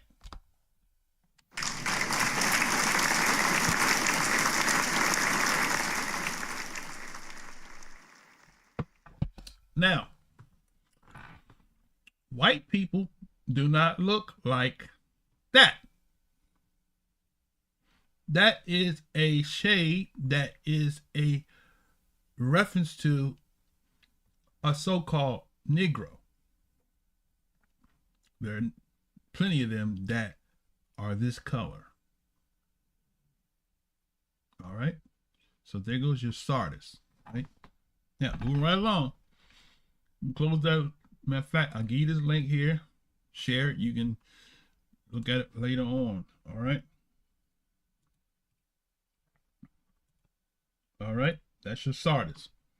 Now let's move right along to the next piece of the next exhibit. Okay, so we got exhibit A. This is exhibit B. All right. The next thing it says that another word is red spots. The word adumim, right? All right. So let's go to Joshua 15:7. So Joshua 15:7, right? Pull it up real quick. 15:7. Joshua 15:7. Move right along. Joshua 15:7, right? 15:7. Let's blow it up. 15:7. Blow it up. Blow it up. It says, and the border went from Beth Hogla and passed along by the north of Beth Rabbah, and the border went up. I'm sorry, that's wrong. I want 7. The border went up towards Debir from the valley of Achor and went northward looking towards Gilgal, that is before the going up of Adumim. Look at this word here, Adumim, right? Isn't that close to Idumea? Adumim, it says, now, Adumim, it says red spots, Adumim, are passed in Palestine, right? Plural of 121, Adam. Adam, so Adumim is the plural of Adam, which means red spots, right? All right. So let's go to another reference, and I'm going to show you what that is, right? So now let's go to the next reference in Scripture, which is 18 and 17. All right, 18 and 17. Let's go there. 18, 17. All right, 18 and 17. All right. And it was drawn from north and went from the in Shemesh and went forth towards Geliloth, which is over against the going of Adumim, and descended to the stone of Bohan, the son of Reuben. Right? So you got Adumim here again, once again, which is what? Red spots. It is the plural of Edom. Okay, now. So are you ready? Now we're going to show you what that is in reference to. So we're going to show you this the red spots. All right. All right. This is a link here I found here. It says the accent of Adumim, a tough hike in more ways than one. Now you can see the red spots. That's what Edom means, to have red spots, just like it is in this picture here, right? Right? All of the red spots, that's called Adumim. Adumim. Red spots, right? All right. Not the sandy white, the red spots, to distinguish them from the white spots, right? So that's Adumim. All right. Now, right. Now Lion Pride jumping ahead of me, but yeah, exactly right. Okay. So that's the link for the Adumim. Now let's go further. All right. Since Lion Pride gave us that, we're gonna jump right in there. All right. So, all right, let's get rid of that one there. And now we're going to, but before we get there, we're not gonna go down. You making me get off my sequence. Okay, now, the other piece of information I want to debunk is this, right? Because there was a teacher, I don't know if they still teach it or not now, but they taught that Esau was red because so-called white man like red meat. So we're going to show you that it wasn't red meat. It had nothing to do with him eating red meat. It had nothing to do with meat at all, right? Okay. So look at Genesis 25 and 29 and 30 real quick, okay? Genesis 25, 29, and 30. So let's go in 29, Genesis 29, 35. What did I say? 25 and 35. Hold on a second. I'm moving too fast for myself. Let's see. Genesis 25 and 29. 25 and 29. 25 and 29. Okay, 29. Okay. All right. So it says, Yaakov sighed Pottage, and Esau came from the field, and he was faint. So Yaakov sighed Pottage. Sighed Pottage has nothing to do with eating red meat. Sighed, seethe, pottage, boil. Okay? Sighed meaning what? Seethe, to be insolent. And pottage means what? Something boiled that is soup. Okay? Now, so it has nothing to do with uncooked meat, red meat, rare meat. So many holes in that doctrine. It's just pathetic. Okay, now,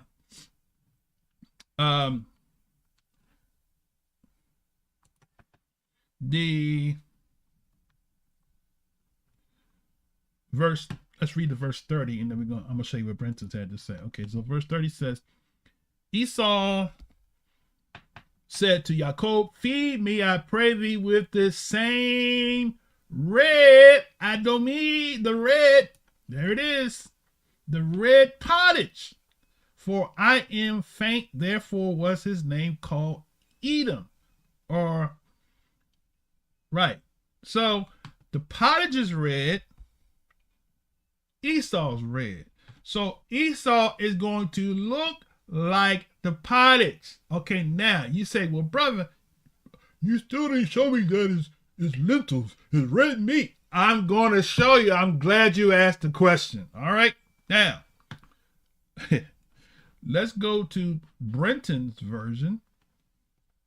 And this time we're going to go to chapter 25 and verse 34 in the Septuagint, 25 and 34. So let's go to verse 34. And matter of fact, it's right here in Genesis, King James. Yaakov gave Esau bread and pottage of lentils.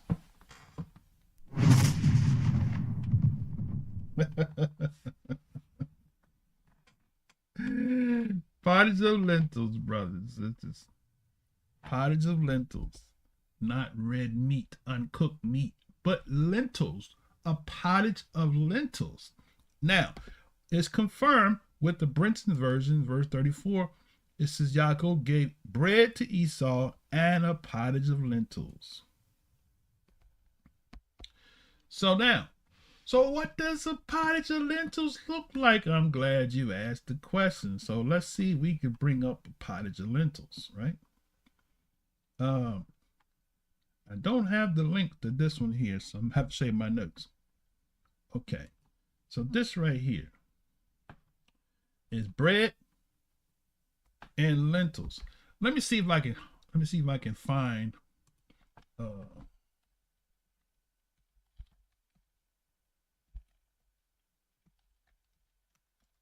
okay, here we go. Let's do this here on the screen right there. There goes your lentils right there.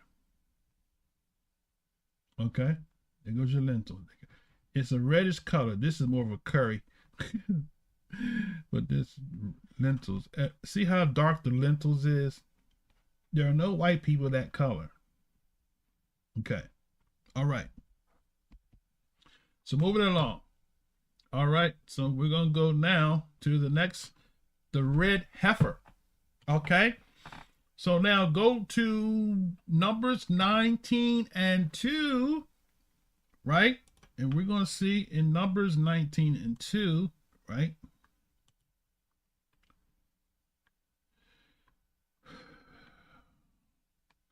Let's start verse 1.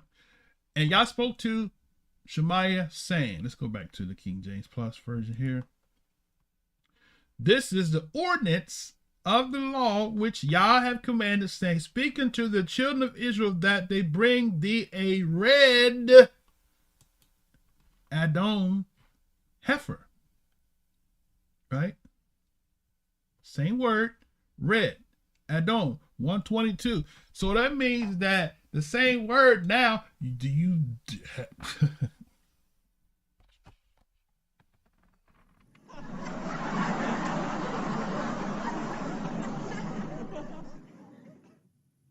do you know any heifers that look like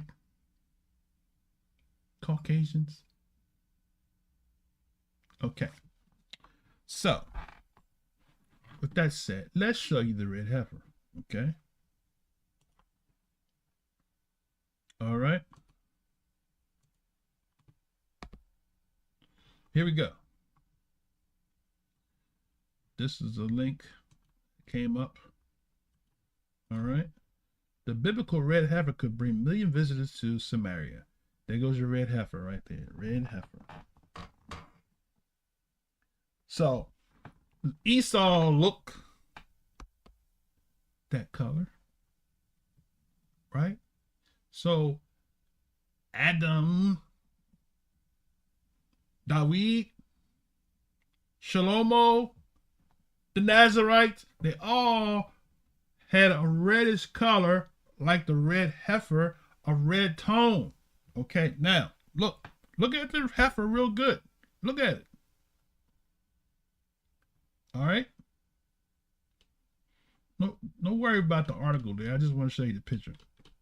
Okay, the red heifer, right? So now, I'll give you the link. We're gonna move to the next. We're gonna move to the next sharing. Okay. All right. Going to my next reference. Next reference is Exodus 25:5. I'm not gonna share all these references first because I want to move, get to some real good stuff. So brother Gentiles, like to the Gentile, you're gonna like this next section right here. You're gonna love it here. This is the gold mine here. Okay.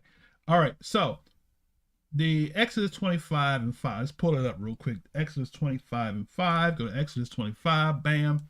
25:5. 25:5. It says, the ram skin, right? The ram skin was dyed red. Okay. So let's read this verse here. So Yah spoke to Shemaiah, saying, speak to the children of Israel that they bring an offering of every man that giveth it willingly with his heart. You shall take my offering. And this is the offering which shall take of them: gold, silver, brass, blue, purple, scarlet, and fine linen, and goat's hair. The ram skins dyed red, badgers of skin, and shittim wood. So the underline is part here. The ram skins should be dyed red, and the ram skin should be dyed Admoni or Adam, right? Red.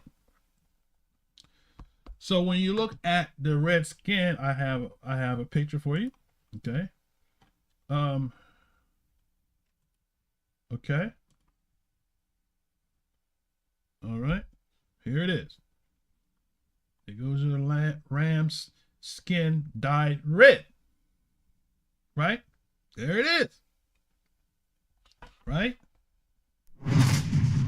So, all is pointing to all the colors in the biblical text is making reference to red is not talking about somebody that looks like a Caucasian. They're all pointing towards a reddish tone, which is the color of the earth. Those red spots we showed you in the earth. Adam came from the earth, so he came from the redness of the soil or of the earth, right? Okay. Now, this is beyond the. This is indisputable information, and we haven't got to the good stuff yet. This is the surface level stuff right here, brothers. All right, now, so here's your link for that. Let me give you this link. All right.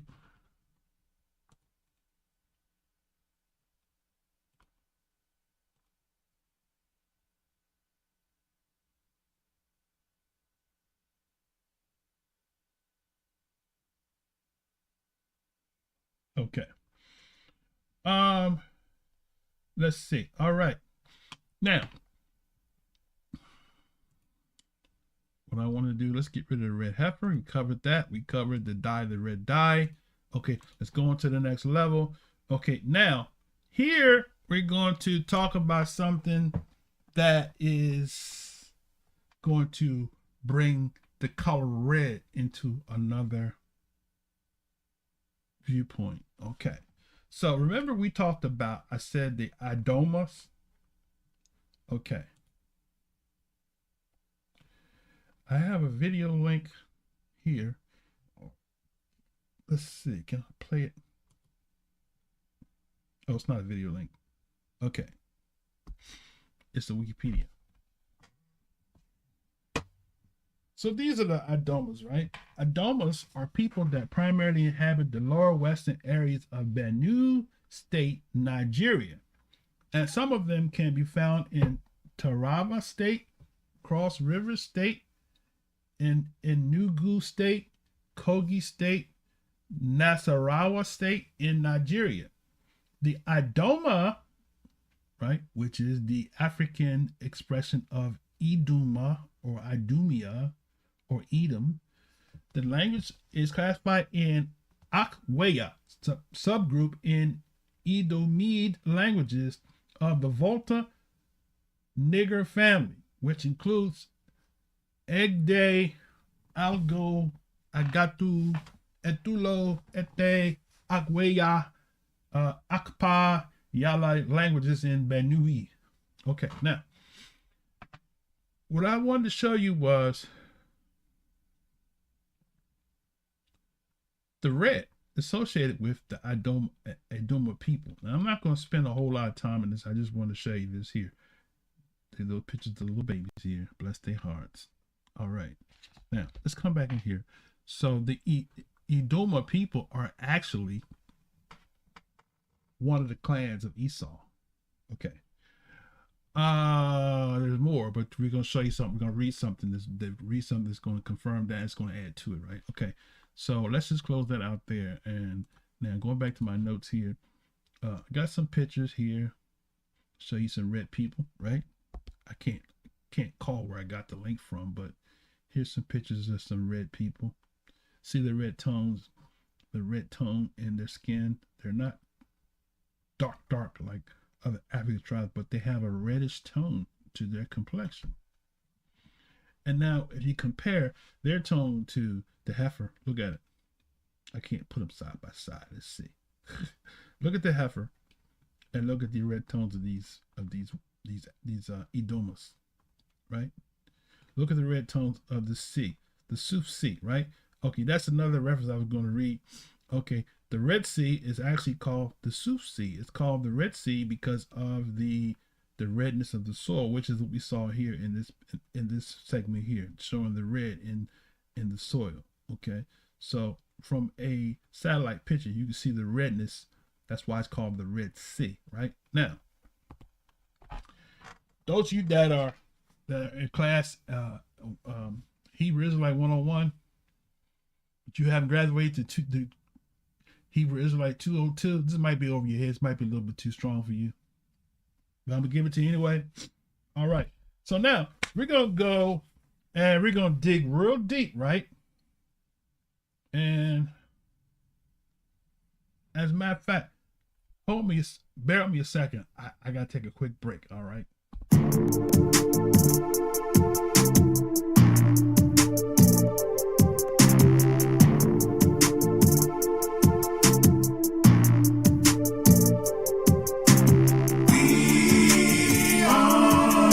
The sons and daughters of the covenant of Yah.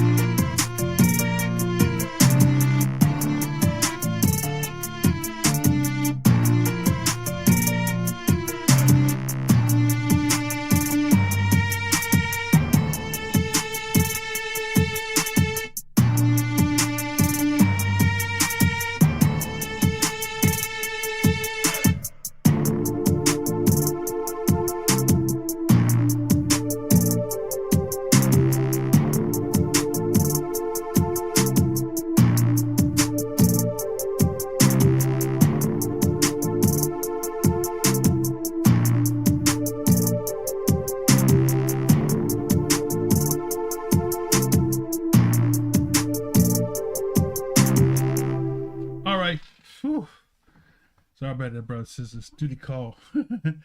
Now, so this is 202. This is Hebrew Israelite 202 on Esau. Is indisputable proof that he is not the so-called white man. Okay, now the sea,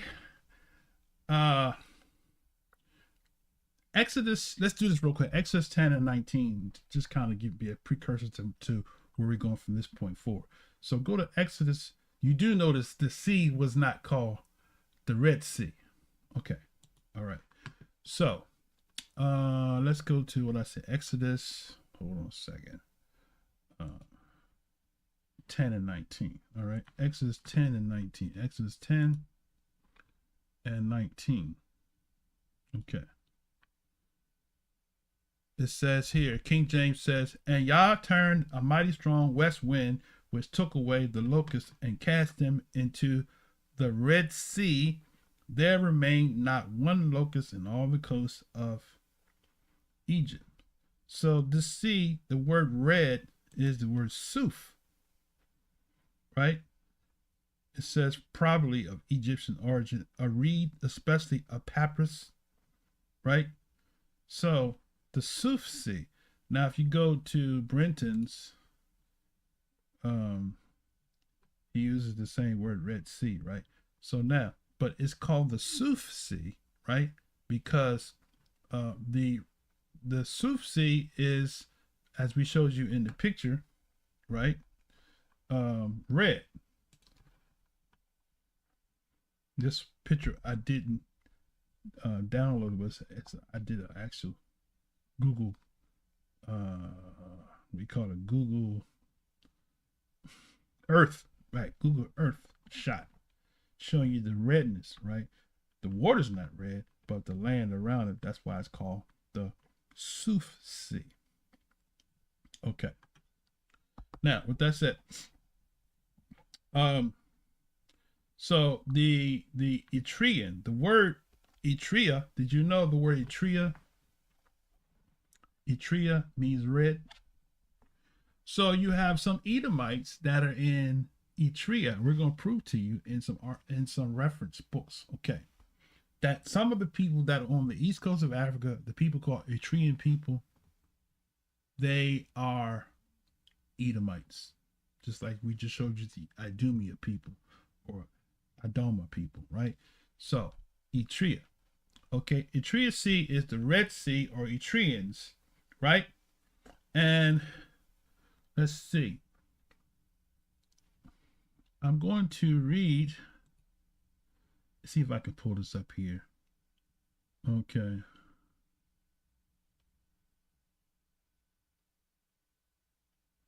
Let's see if I can do, hold on for a second. Let me make sure I can pull it up.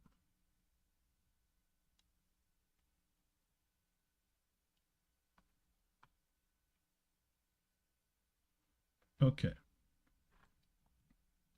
Let me give you this link here. This is the histories of Herodotus. Okay.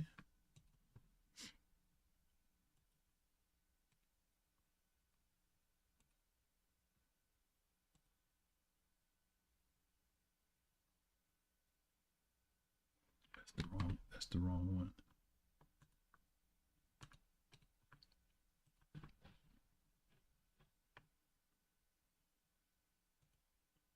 Okay, hold on a second.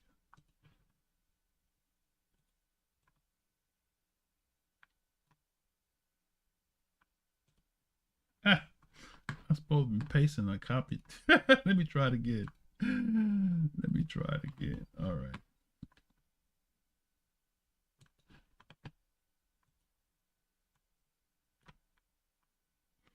Scratch that link I just pasted. That's not the one.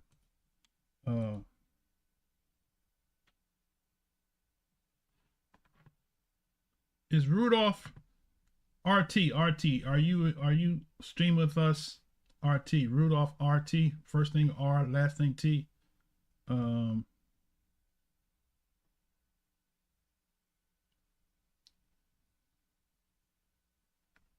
I mentioned earlier, I was trying to see who the YouTube user was, named Rudolph, last name with a T.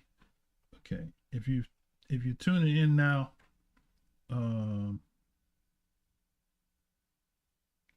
okay. All right, so let's get back in here. Okay, now. So we got Herodotus. This is Herodotus book. This is page 1. It says, the learned among the Persians assert that the Phoenicians were the original authors of the quarrel. For they, having migrated from that which is called the Red Sea to the Mediterranean, having settled in the country which they now inhabit, forthwith applied themselves to distant voyages, and that having exported Egyptian, Assyrian merchandise, they touched at other places, and also at Argos. Now Argos at that period in early respect surpassed all the states which are now comprehended under the general appellation of Greece.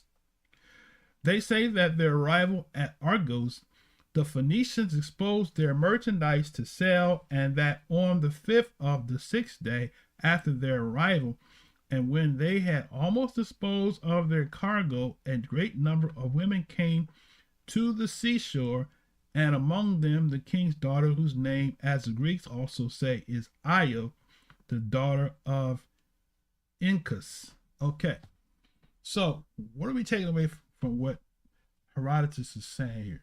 He's saying that these Phoenicians, right, were the original authors of quarrel, for they having migrated from that which is called the Red Sea to Mediterranean. So these red people who migrated, according to Herodotus, from the Red Sea, I'm going to prove to you that those people are the Edomites, not the so-called Europeans. Herodotus said they came from the Red Sea. We making a connection because Esau was also considered to be red. Idumea is considered to be red. Anything associated with Esau as a people was considered red. Okay? Now, Herodotus knows better than me. He knows better than the camps. The camps want to tell you the elders that rule well told us right. Herodotus said the Phoenicians, because Phoenicians are mysterious people. People often ask, where did the Phoenicians come from? Herodotus is making the connection that they came from the Red Sea. So who sojourned in the Red Sea, right? I'm going to prove that to you in a minute. All right, now. So that's my first quote. So bookmark that down. You can actually download that page that we just read right there. This page, let's see. This is the Herodotus Henry Carey's version, right? It was translated in 1804, right? So let me just show you the cover so you can see what the cover looks like.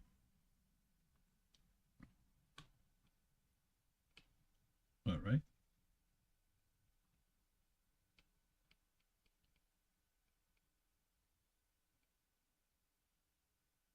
Okay, here we go.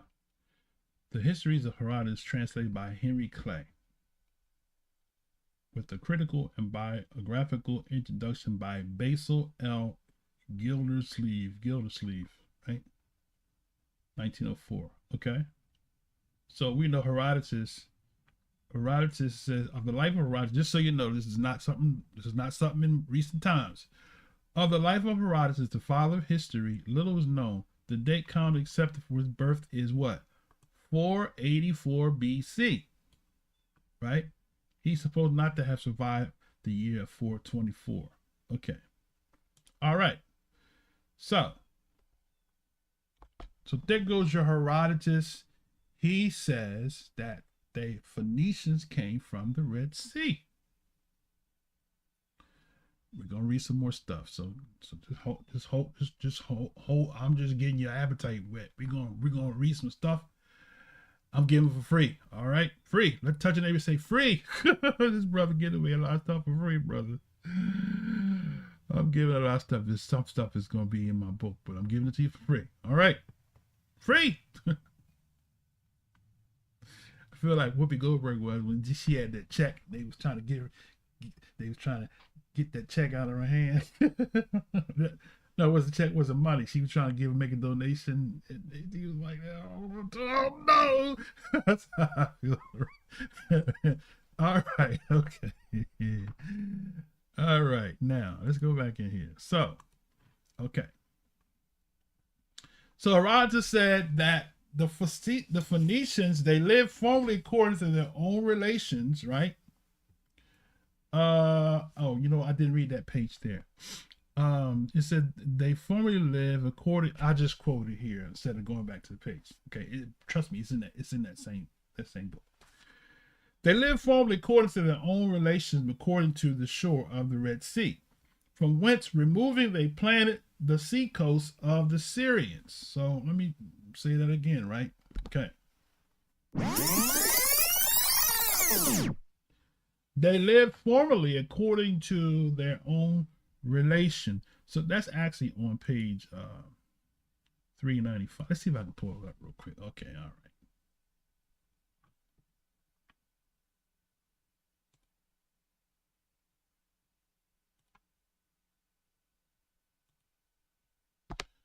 Okay, see, I said 395. Let's see. Okay, let's start right here. So 395.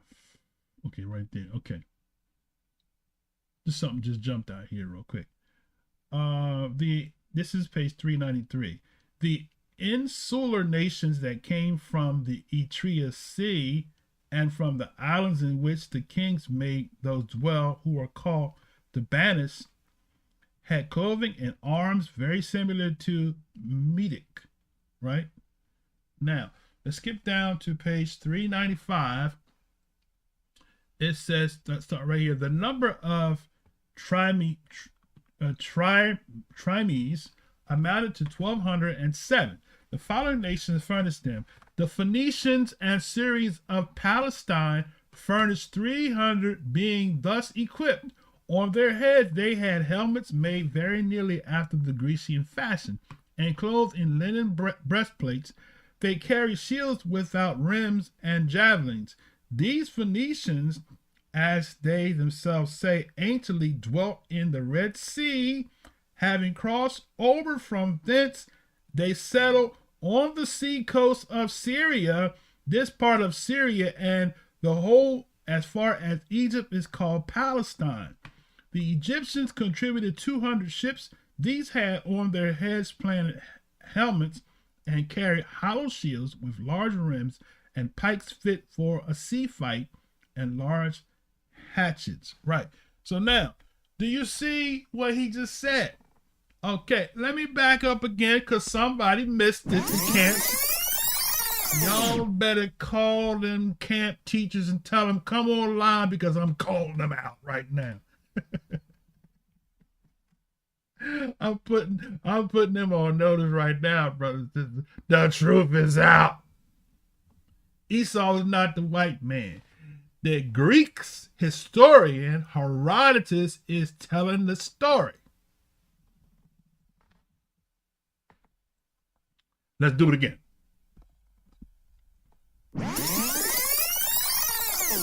On page 395 of the Histories of Herodotus, in the middle of the second paragraph, he says, these Phoenicians, as they themselves say, anciently dwelt on the Red Sea. Right? And having crossed over, okay, who's synonymous with crossing over?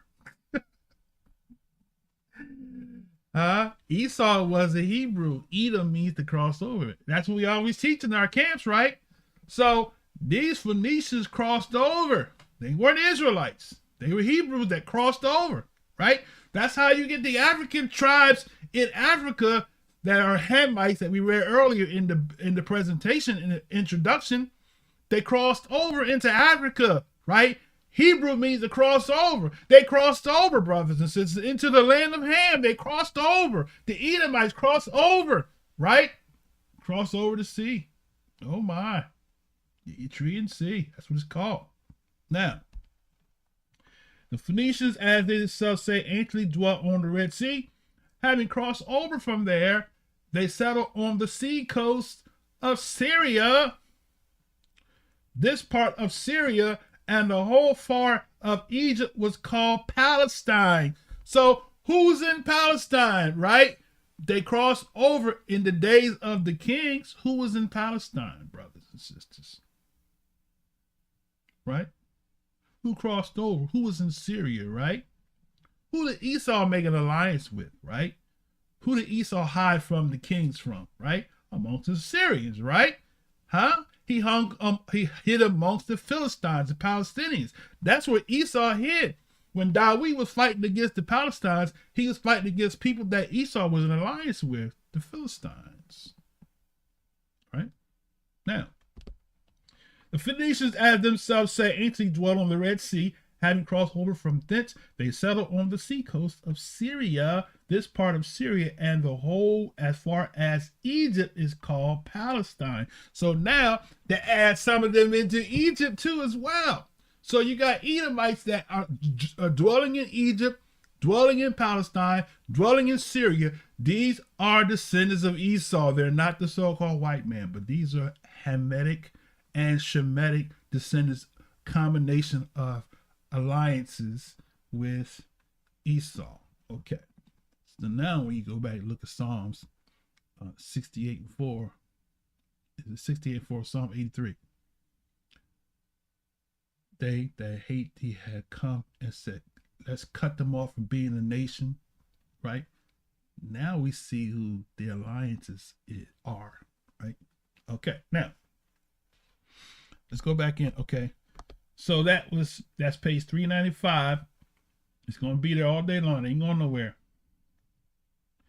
Let's read some more here. I see some good stuff here down here. Let's see. The Sicilians contributed hundreds of ships. These again wore on the heads helmets peculiar to the country, and had bucklers instead of shields made of raw hides, and were clothed in woolen tunics. Everyone had javelins, a sword made very much like the Egyptians' scimitar.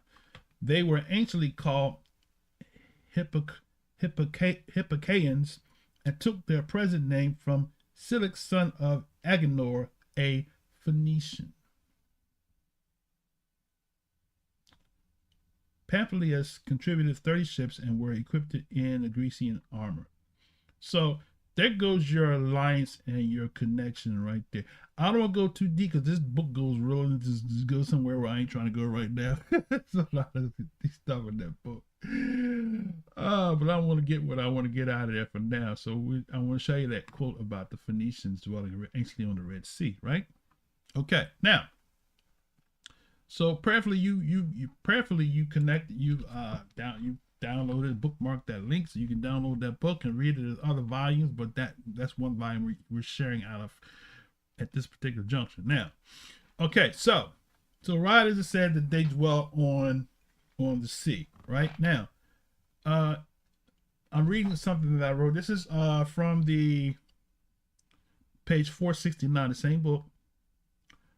Let me see. Hold on a second. So let's go back to the book. I took it down. Page 469. Okay, I thought I was done with the book. Okay, let's go to 469. Okay.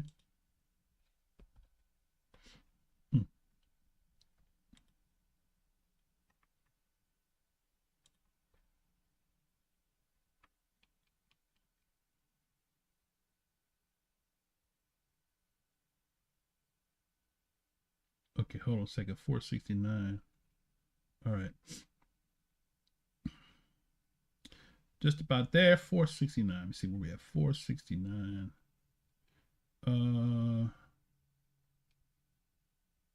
Almost there. 68, 69. Okay, here we go. All right. Now, what I want to read is, hold on. I gotta see what I gotta look at my notes to see what I was pulling out off of that page. Okay.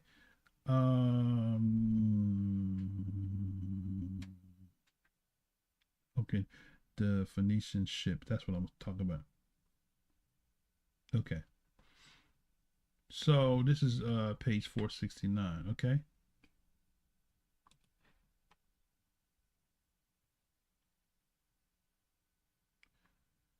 I don't want to get too much. This is a whole lot of stuff here, but I want to.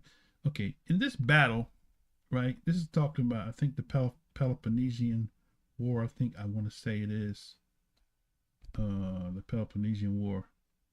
Okay. Anyways, in this battle, perished the admiral Aribigenes, son of Darius, the brother of Xerxes, and many other illustrious men of the Persians and Medes, and other allies, but only some few of the Greeks. For as they knew how to swim, they whose ships were destroyed and who did not perish in actual conflict swarmed safe to Salamis, whereas many of their barbarians, not knowing how to swim, perished in the sea. Okay. When the foremost ships were put to flight, then the greatest number were destroyed. For those who were stationed behind, endeavoring to pass on with their ships to the front, that they too might give the king some proof of their courage, fell foul of their own flying ships. And the following event also occurred in this confusion. Some Phoenicians, this is the part I want to read right here. Some Phoenicians, okay, hold on a second. Where was I at? I lost my place. Some Phoenicians whose ships were destroyed going to the king accused the Ionians that their ships had perished by their means, for that they had betrayed them. Okay. It, however, turned out that the Ionian captains were not put to death, but that those Phoenicians who accused them received the following reward. For while they were yet speaking, the Samothracian ship bore down on the Athenian ship, and Athenia was sunk, and the Aegian ship coming up sunk the ship of the Samothracians. But the Samothracians, being javelin men, by hurling their javelins, strove the marines from the ship they had sunk them, and boarded and got possession of it, right?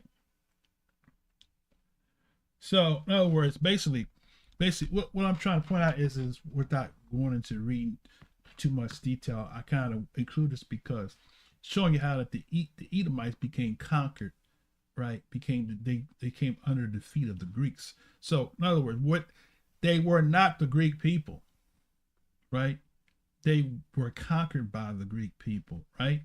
So when you look at that period of time that history is missing, the Edomite nations were already established at the time of the development of the Greece and the Roman civilization. So they were not the same people. Okay. All right.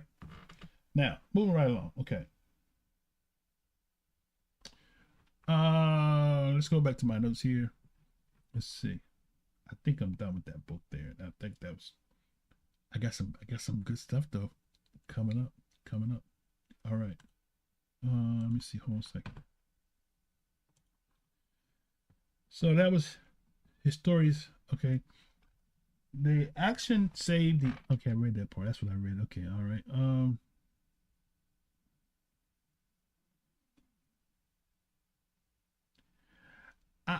I want to stick with Esau. I have a quote that I was going to read, but I included it in my Black History quotes, right? Where Herodotus states that the Egyptians and the Kochians, right, they had woolly hair, right, and black skin. And the scholars want to argue with Herodotus. Oh, he didn't mean that. But he did say that. He said this. He said, I'm reading a quote. He said, I form my conjecture not only because they were swarthy and curly-headed, for this amounts to nothing, because others are so likewise, but chiefly from the following circumstances, because the Colchians, the Egyptians, and Ethiopians are the only nations of the world who from the first have practiced circumcision. For the Phoenicians and the Syrians in Palestine acknowledge that they learned the custom from the Egyptians, and the Syrians about Thermodon. Okay, so just a little side note. Who the Egyptians learned from? They learned from the Hebrews. Okay, now.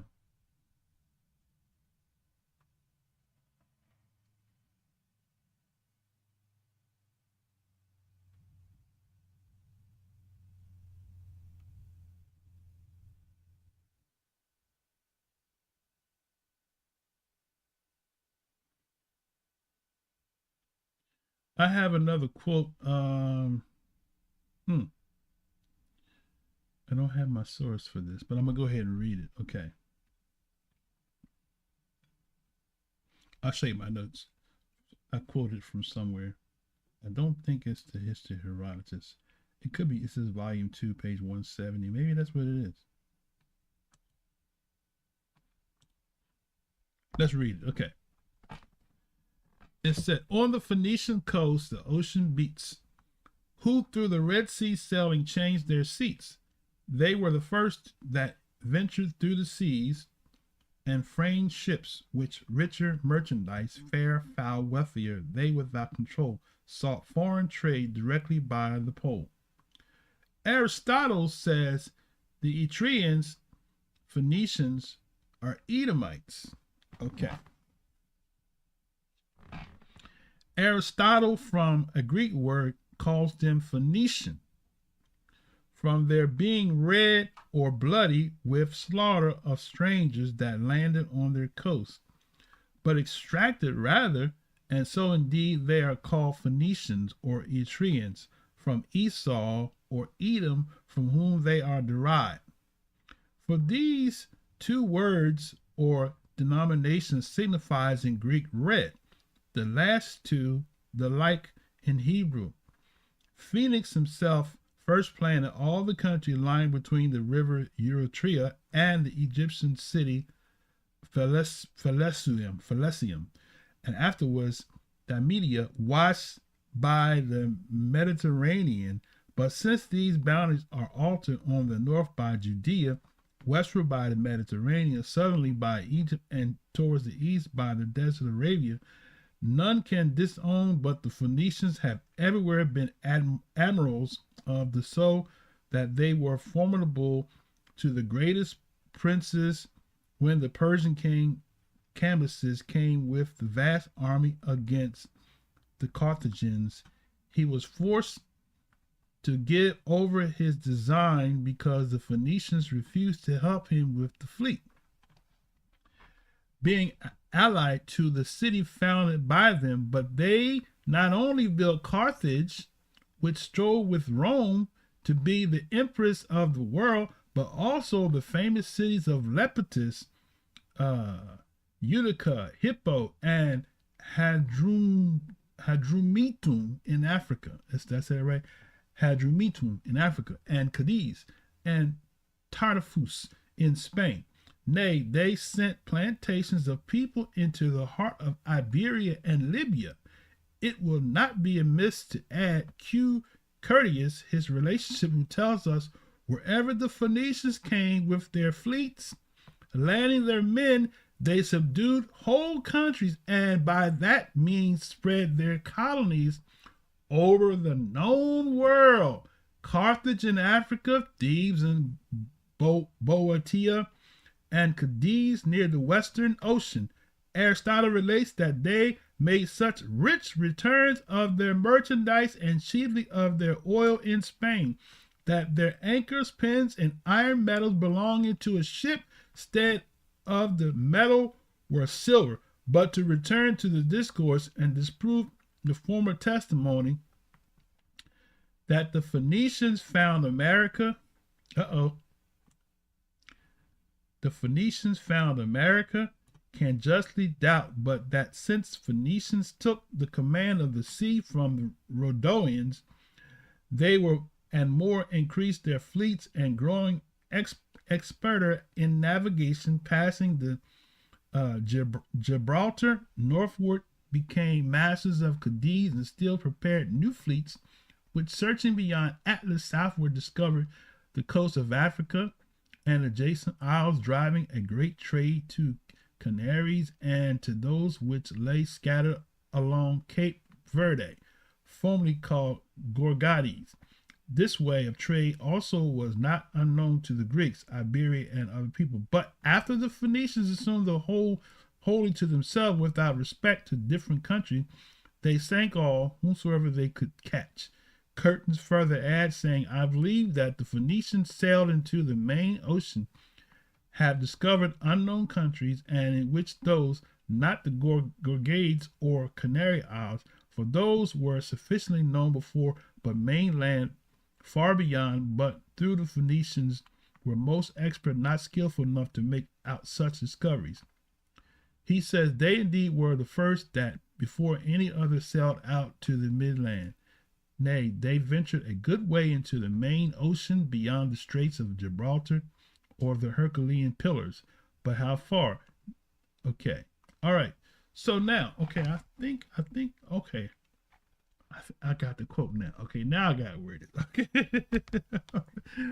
You know what? I didn't have time to edit this particular part of the lesson, right? But the reference is John Ogilvy's other book called Africa being a most accurate description. America being a most accurate description.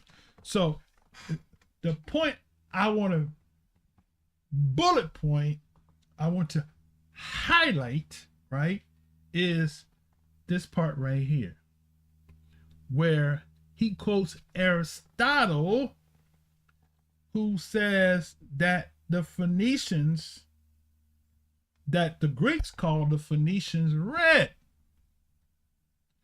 And he said their red came from them being bloody with slaughter. Isn't that what Esau did? Right? So he said that they became red with slaughter, that he said of all strangers that landed on their coast. Right? Isn't that what the Canaanites did?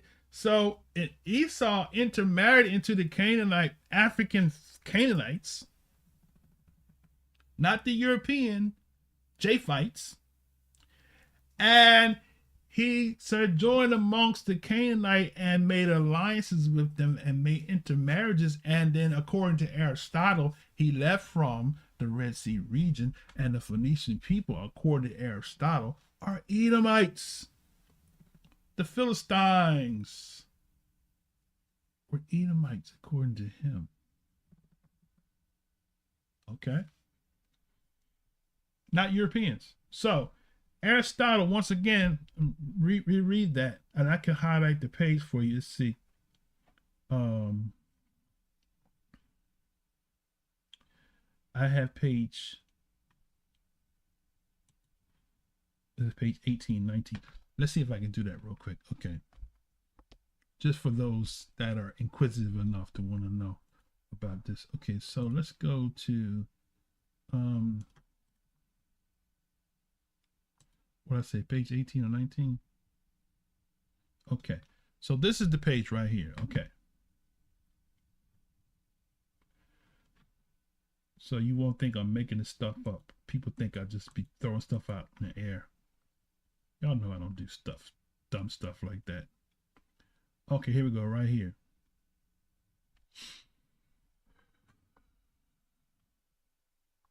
Y'all gonna believe me one day that I'm not just talking crazy.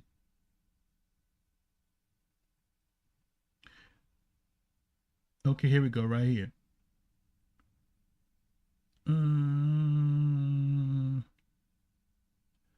So right here it says, how that they were removed from some other place, as Robert Comptius relates, who with many learned and seemingly true arguments affirms that the original Americas must be sought for either from the Phoenicians, Sidonians, Thracians, or Carthaginians, being indeed all one people. There it is, right? So now, wait a minute. The camps is making the indigenous native people Israelites, when the native people, the one of them 12 tribes that y'all calling, are Edomites.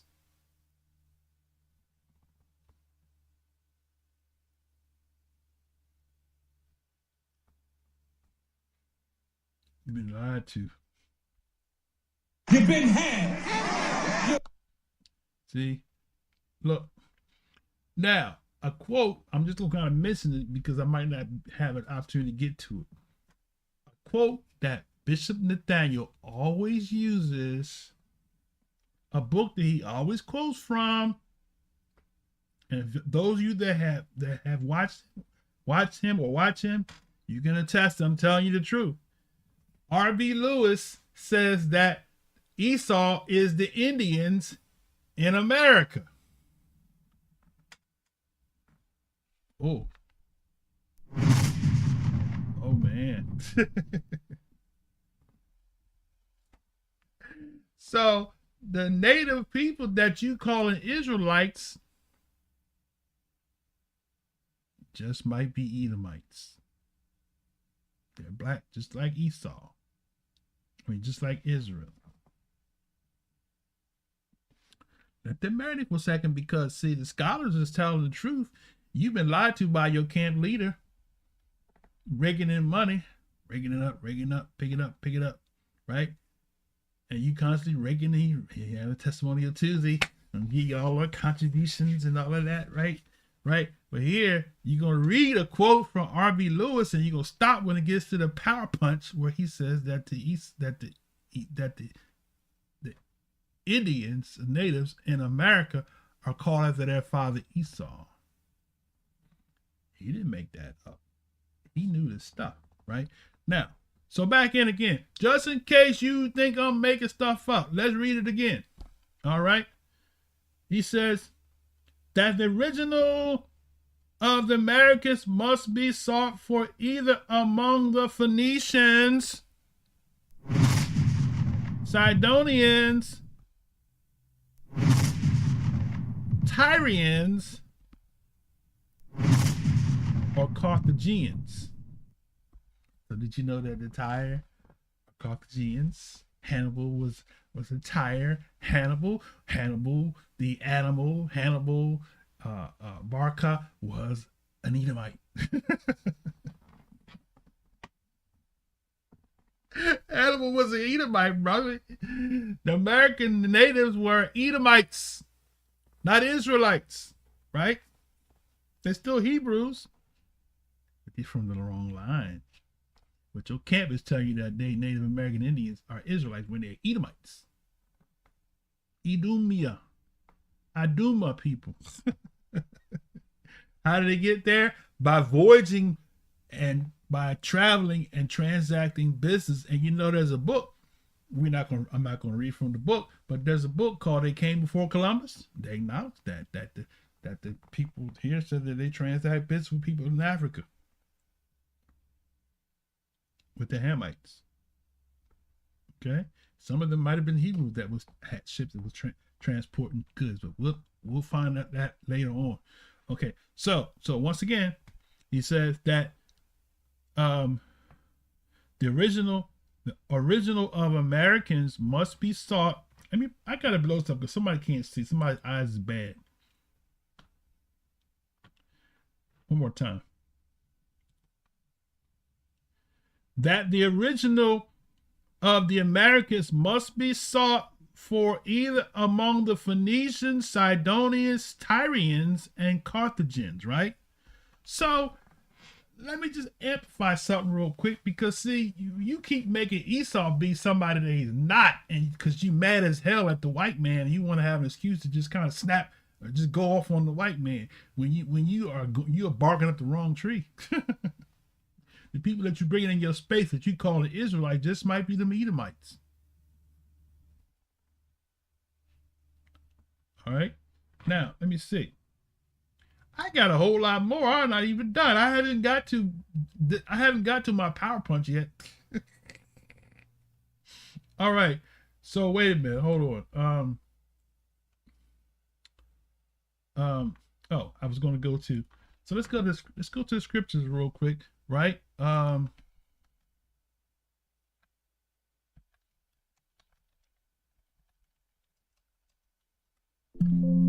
right. Psalms. Hold on. That's not what I want.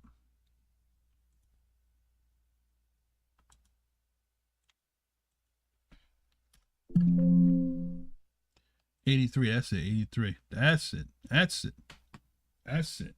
Okay. Now, here it is. For behold, thy enemies have made a noise, and they that hate thee have lifted up the head. Against thy people they have crafty, and this is the Brenton's version. They have craftily imagined a device, and they have taken counsel against thy saints. Oh, I like that version better. They have said, come, let us utterly destroy them out of the nation, and let the name of Israel be remembered no more at all. Oh, wait a minute. For they have taken counsel together with one consent, that they have made a confederacy against thee, even the tents of the Idumeans, right? And the Ishmaelites, the Moabites, the Agarenes, Gebal, Ammon, Amalek, and the Philistines also with them that dwell in Tyre. Oh, we whoo. Huh? So Tyre is connected to Esau. That's what the writer said. Let's go back into it. All right. I ain't making this stuff up. Y'all think I'm crazy. All right, look. He says that the original of Americans must be sought for either among the Phoenicians, Sidonians, and Tyrians, or Carthagins. See that? So Tyre are Edomites, Phoenicians, Carthagins. Huh? That's your Edomites, right? Those same people voyaged all over the world and set up posts in different places. Not Europe. None of those posts were set up in Europe. But you mad as hell. You want to make the white man the devil, Esau, because you want to have a reason to be mad at white people. Silly rabbit.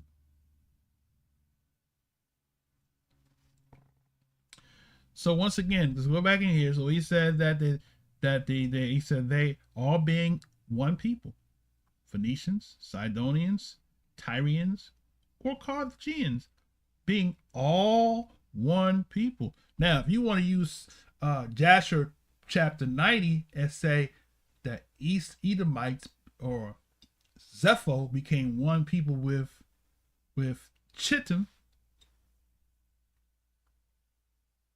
what about this here? Because he's saying they're all one people. All right. I'm just saying. I'm reading the materials, right? All right, let's go. There's a whole lot more of this book, but I got to come to a close. I can't be here all day long doing this. Y'all gonna have to buy my book. So Tyrians and Carthaginians. Herodotus says, thus of the Phoenicians, they lived formerly according to their own relation along the shore of the Red Sea. From thence removing, they planted the sea coast of the Syrians. Festus, a Latin poet, agrees with this. This is his poet. on the Phoenicians' coast to ocean beach, who through the Red Sea sailing changed their seats. They were first that ventured through the seas and freight ships with richer merchandise, fair or foul weather. They, without control, sought foreign trade directed by the pole. So now that you have it, this is page 18. It says, Aristotle, from the Greek word, calls them Phoenicians, from their being red. Phoenicians are red. There goes Edomites. They go Edom, brother. People always use, well, if Esau not took away me, who is he? I'm telling you today. Doggone it.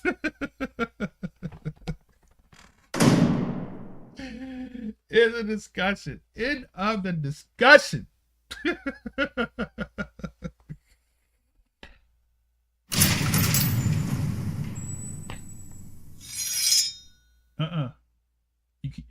After this lesson, you teach Esau the white man because you want to.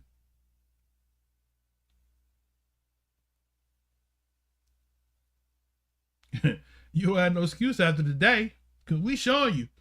I'm going to show you R.B. Lewis before we close this session out. I'm going to show you the part that Nathaniel reads. I'm going to show you the part he don't read. All right? You talk about how the Christian pastors lied to you. What about you Hebrew Israelite teachers lying? Lying wonder.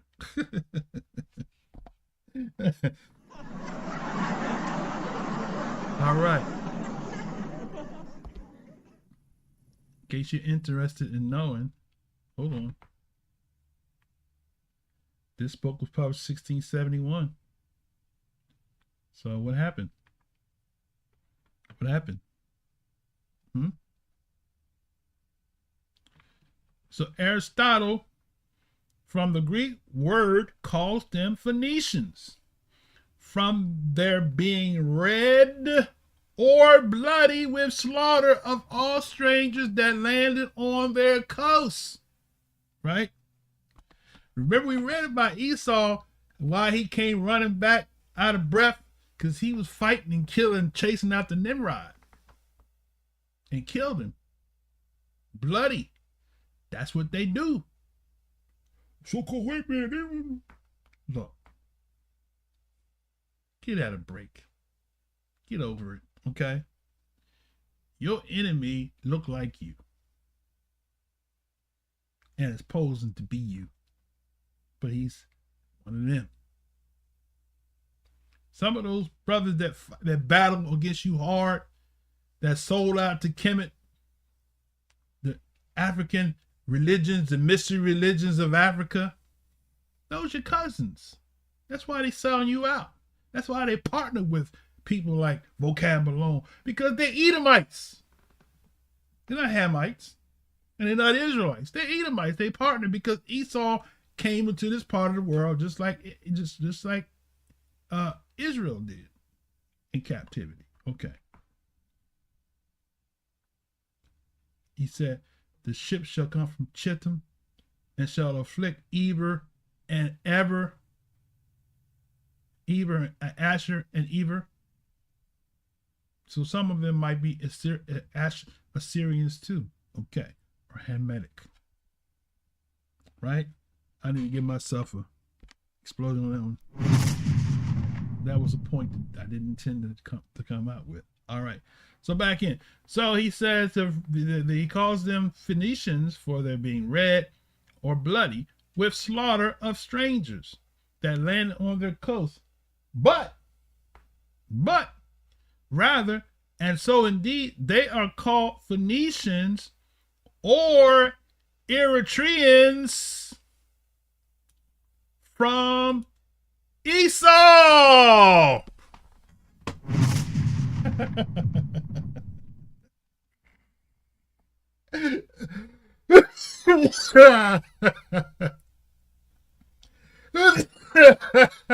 I can't. Whoa, I'm trying to tell you today. y'all are gonna hate a brother after the day. You trying to save the massa? No, you the one that's trying to save the massa. You incorporate them in your house like they are Israelite when they are Edomites.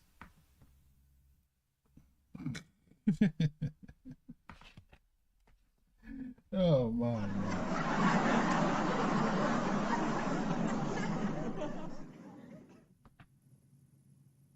I got another reference I haven't even got to yet. But this one here. Herodotus set the pace. This guy here, Ogilvy, who you all quote from, Africa being a most accurate description. Here, the same guy that you quote from in another reference is tell you that the Phoenicians are Edomites who established America, not Rome. All right. So, once again, I'm rubbing in. The Greek word calls them Phoenicians, so that's where you get the word Phoenicia from. You ever wonder where that word Phoenicia came from? The Greek word calls them Phoenicians from their being red. So Phoenicia means red, right? Or bloody, with the slaughter of strangers that landed on their coast, but rather, and so indeed they are called Phoenicians or Eritreans from Esau or Edom, from whom they are derived. For these two words or denominations signify in Greek red.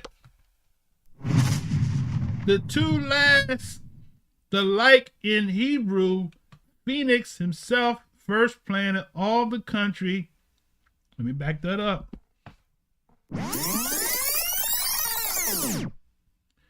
Phoenix himself first planted all the country lying between the river of Eritreans and the Egyptian city Pelusium, right? Where's Pelusium at? Glad you asked the question. Good gravy alive. Let's go back in here. Table of Nations, Genesis 10, right? And let's see. So we go down to let's see what the Brenton's version got to say about this, because Brenton's version, let's see. So let's go down to, let's see, Ham, of course we got Nimrod, and okay, let's see, Mizraim begot Ludin, Nephthin, Empathim. Here he is, right here, verse 14. And the Pelusinim and the Casmonim, whence came the Philistim or the Gaphtharim. There it is, right there, verse 14. That's Brenton's version, right? He spells it different, but if you go up to King James Plus, right? Look at 14, Parusim, right? There they are. Parusim, right? Calusim, who came Philistine, right? How about that? How about that? So this writer is telling the truth, right? Look what he says. The words and denominations signify Greek red. The two last, the like in Hebrew, Phoenix himself first planted all the country lying between the river Eritrea and Egyptian sea Pelusim, and afterwards Damita, washed by the Mediterranean. But since these boundaries are altered on the north by Judea, west by the Mediterranean, and southerly by Egypt, and towards the east by the desert of Arabia, the chiefest cities of Ptolemy's, otherwise called Akkon, Sidon, Arab, Great Canaan, Sarepta, Byblis, Bathris, Bethrithus, Berethus, sorry about that, and their princes and their princes who? Tyre! Formerly situated in the Isle, but since joined to the mainland by Alexander the Greek. now can disown, but that the Phoenicians had everywhere been admirers of the sea, so that they were formidable to the great princes.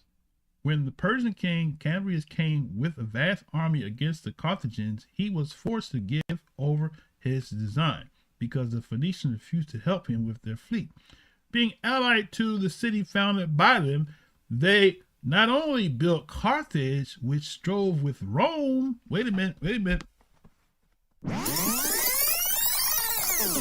They not only built Carthage, which strove with Rome. What are we talking about? Talking about the Phoenicians.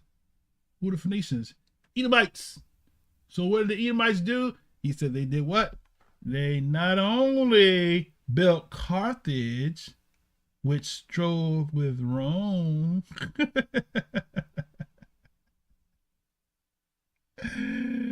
Oh, my mercy, my mercy. Goodness. They not only built Carthage, which strove with Rome to be the empress of the world, but also the famous cities Leptis, Utica, Hippo, Adrumitum in Africa, with Cadiz and Tartus in Spain. They sent plantations of people into the heartland of Iberia and Libya. It will not be amiss to add. Okay. All right. So, man. Huh? You're going to learn today. Did we learn something today? We can't keep claiming Esau is a so-called white man, because these scholars are telling the truth in the same books that we quoting from to prove we Israel. They tell you we Israel, and that those other people that you think claim to be Israelites are Edomites. So who's the so-called white man, brother? He Japhites, just like it says in the book. Yah shall enlarge your family, he shall dwell in tents of Shem. Who's dwelling in tents of Shem? What did the Messiah say about they shall be led captive to all nations, and Jerusalem be trodden down by who? The Gentiles, not the Edomites. But you've been what? You've been had. Jerusalem be trodden down by not Edomites, Gentiles. Right? Yah shall enlarge your faith, not enlarge Esau. I don't know how you can't get that. Right? Now there's more in that book. Look over here real quick. Look over here on this side. Look on this side. Let's see. Hold on a second. Let's see what I got on this side. Okay, let's go to the next page. Let's start right here. But to return to the discourse and dispose of former testimony that the Phoenicians founded America. The formation of Commentary says thus, none can justify doubt, but that since the Phoenicians took the command of the sea, so who took the command of the sea? Edomites, not the Greeks. The Phoenicians took command of the sea from Rhodians, that they more and more increased their fleets, and growing in experter in navigation, passing the Gibraltar northward, became masters of Cadiz, and still prepared new fleets which searched beyond Atlas southward, discovered the coast of Africa. Who discovered the coast of Africa?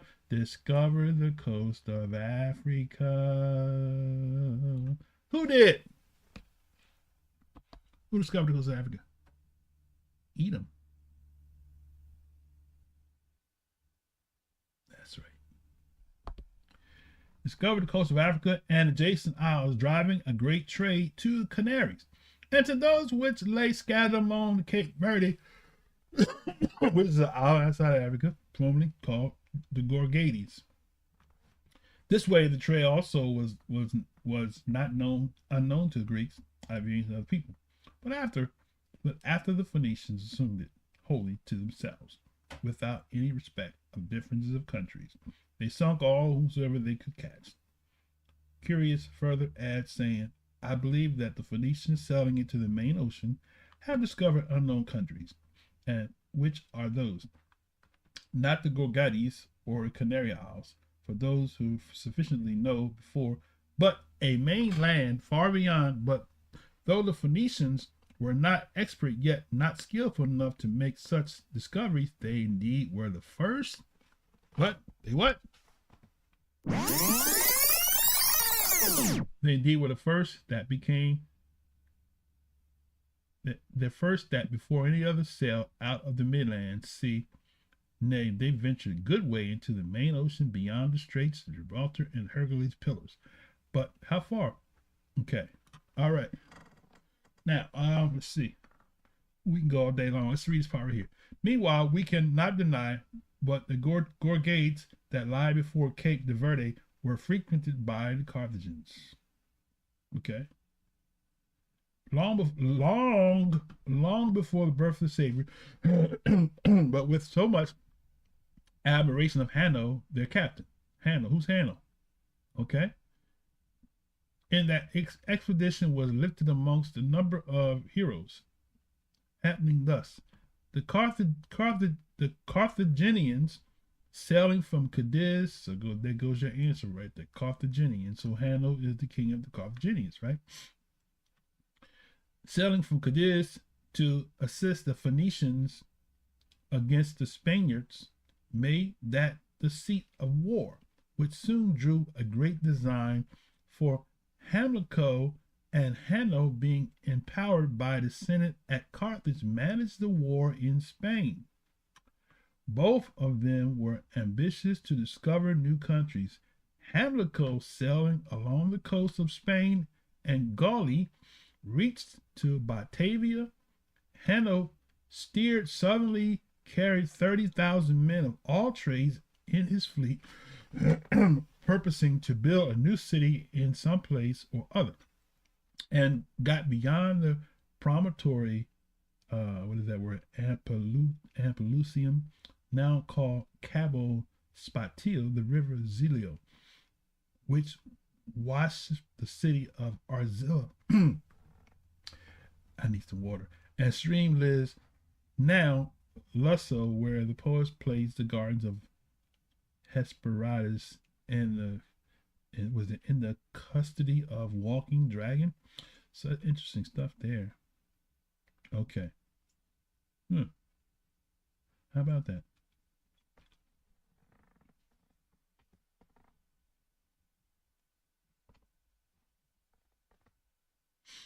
How about that? Well, you need to read some more of that. I have a whole lot more on that. I'm not going to read. I'm kind of, I'm going to save some of that for the book. Okay, now,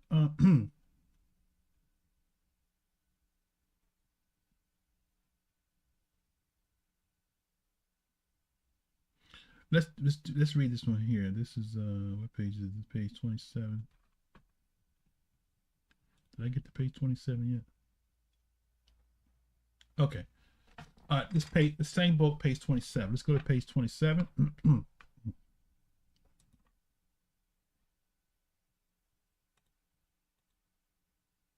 Okay. What I want to read is the Phoenicians. Let's see that what I want to read. The Phoenicians descended from Sidon. Okay, let's do that here.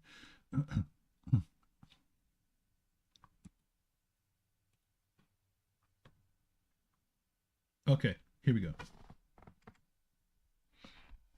This is page 27. The Phoenicians, descendants from Sidon, say they peopled America, and the Spaniards sprung from Tubal and Yafet. Wait a minute, hold on. The Phoenicians, descendants of Sidon, say they peopled America. Okay, the Spaniards sprung from Tubal and of Yafet. So there goes your Spanish people. See, y'all,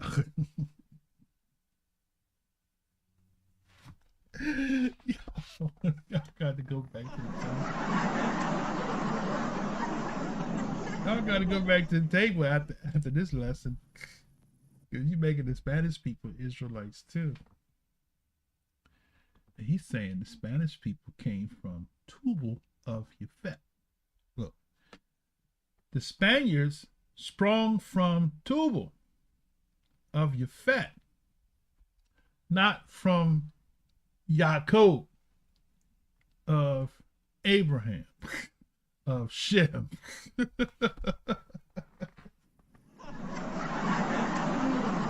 No, brother, you cannot do this, man. Y'all can't do this to my doctrine, man. I done built this camp off of that doctrine. You can't tear my camp doctrine up.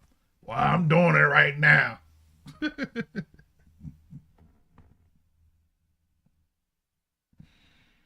Oh, my mercy. Boy. What you bringing to the table, brother? You in danger, girl. That's what I wanted. What did they say again? You in danger, girl. So you go, Esau is the Native Americans, and Idumea or Edoma people, Eritrean people in Africa. The Spanish people are not Israelites. They from Tubal of Yafet. Okay. So from Tubal of Yafet have subjected the Americans. So let's back up for a second here, brother. What you telling me? The Phoenicians descended from Sidon say they people America. The Spaniards, sprung from Tubal and Yafet, have subjugated the Americans descended from Sidon of Canaan. Wait a minute, brother. Back it up. Back it up, back it up, back it up. I'm having fun doing this, boy. I like tearing down some strongholds, right? All right. Wait a minute. Phoenician descendants from Sidon say they people of America. So the Phoenicians, as we read earlier, saying they people of America, and the Spaniards who sprung from Tubal, Spain, they sprung from Tubal. Who do they spring from? Tubal. They did what? They subjugated the Americans. Let's bring this down into modern English. They subjugated the Edomites, right? Who descended from Sidon and Canaan. So wait a minute, brother. Wait a minute. How did that happen? I thought Esau was a Shemite. Yeah, but Esau also took Canaanite wives. Okay. Esau, when you follow his story, you want to make the Dukes be the Dukes of Hazzard. I used to do that. Dukes of England. No! Duke, if you want to look at the word Duke just means, let's see, let's do it for you. Okay, let's do it real quick. Okay. Since I'm there. Okay. My mouse is tripping right now. Okay, let's do this here. For those that have inquired last week. Okay. So if you look at the word Duke from the Hebrew standpoint. So let's pick a verse here in Genesis. Okay. So what jumps out on this page is Duke Zepho, right? That's one of the ones that's in question. Okay. Duke Canaz, how about that?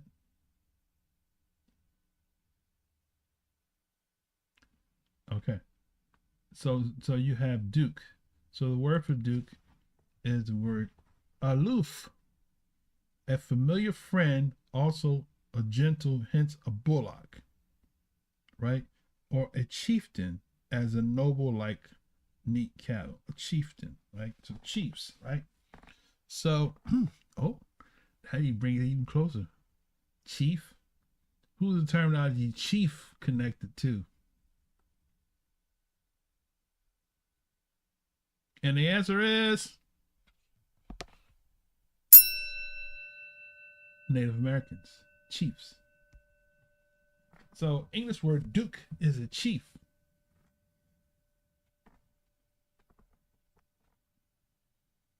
Not a Duke of Hazard or Duke of England, but a chief. Right? Isn't that what they call themselves, chiefs, back in the day? All right. So chief. Remember Chief J Strongbow in wrestling? Chief J Strongbow. Okay. All right. Now, let's see. Let's try to get this thing rattled down here. I got so much more, brothers. I ain't gonna try to do it all. Okay. So let's go back here.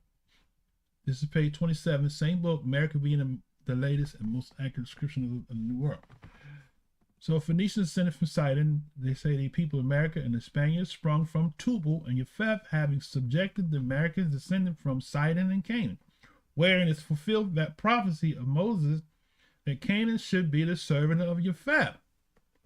But it seems a great mistake so to derive the Phoenicians from Canaan, for they are extracted from Shem, Eber, Abraham, and Esau, surnamed Edom. From this saying, Edom, when he asked of Yaakov that read, because he knew not how to call the people Pottage by its proper name, and Edom selling himself on Mount Seir, a part of stony Arabia. Wait a minute. One more time. Wait a minute.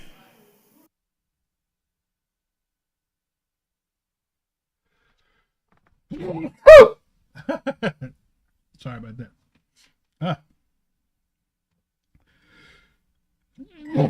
Okay. I might have one more left.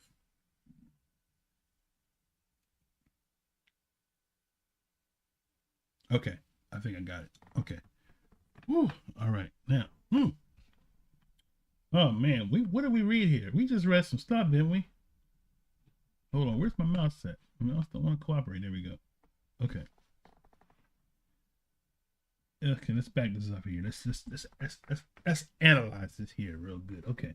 So he says, wherein Tubal and Japheth subjugated America, descended from Sidon and Canaan, wherein is fulfilled that prophecy that Shemaiah, that Canaan should be the servant of Japheth. Okay, all right, okay, not hand Canaan. Okay, but it seems a great mistake so to derive the Phoenicians from Canaan. Okay. For they are extracted from Shem, Eber, Abraham, Esau, Edom, from his saying, Edom. So he's agreeing that the Phoenicians came from Eber, that they were Shemites, right? That they came from Shem. This is what the writer is saying. He is confirming that they came from Shem, right? The Phoenicians, the mysterious people that nobody really knows too much about. They made Esau disappear when actually Esau still is alive and he's not in Europe, right? He's not running the world. Esau's the end of the world. You don't know what that means. You're reading into something, right? All right. So he says that it's a mistake, right? That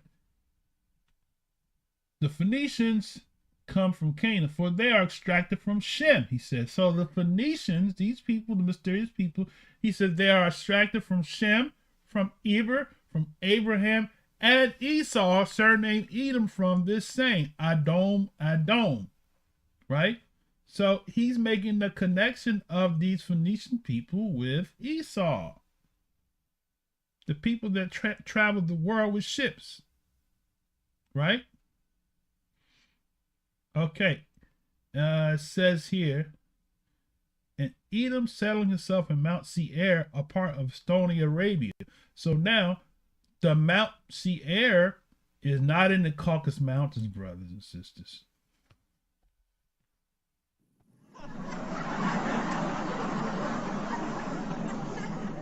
But the Mount Seir is in the part of stony Arabia. Huh? Isn't it? Right? And where is stony Arabia at? Surrounded by the Eritrean Sea, which is the Red Sea.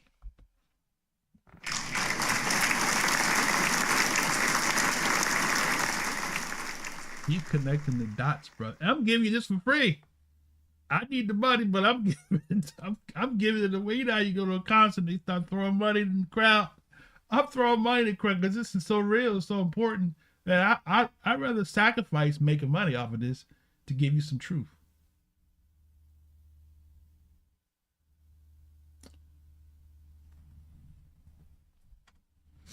All right? You want to cry now? I can't remember. Nah, I'm kidding. Y'all know I'm a comedian. Okay, man, I'm getting a little. All right, where was I at? I'm just enjoying doing this. This is really making my day. This is really giving me a release, right? Okay. So Edom settling himself in Mount Seir, a part of stony Arabia, and on the coast of who? The Red Sea gave domination to it because the sea was much frequented and navigated by his successors. And the Greeks call it Eritrea from Erythros, who is the same as Esau, and likewise signifies red. Hereto it is added that Phoenix, the Erythros, have the same signification in Greek. So then these Idumeans, taking the name of Phoenicians, break it up. So then that these Idumeans, taking the name of Phoenicians, one more time. So that these, right, Idumeans, taking the name of Phoenicians from the great Phoenix, spread themselves far and near beyond the mighty kings by what? Navigation in the Red Sea, and from thence planted several coasts and islands, removing at last to Syria. Woo.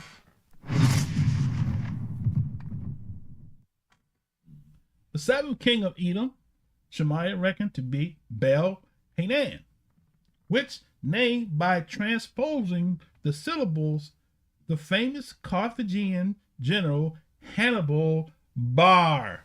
Bam! Let's back that up again. Somebody missed it. The seventh king of Edom. 1, 2, 3, 4, 5, 6, 7. Shemaiah reckoned to be Baal-Hanan, which name, by transposing the syllables, the famous Carthaginian general Hannibal Barca. It should be Hannibal Barca, but here, Hannibal Bear. Okay. Moreover, it may easily be demonstrated that the Phoenicians extracted from Eber. Whoa!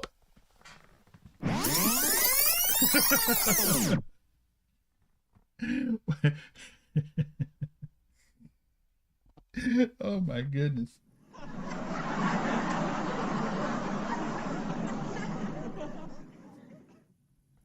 Y'all better check on the brother. Somebody hate me for this lesson.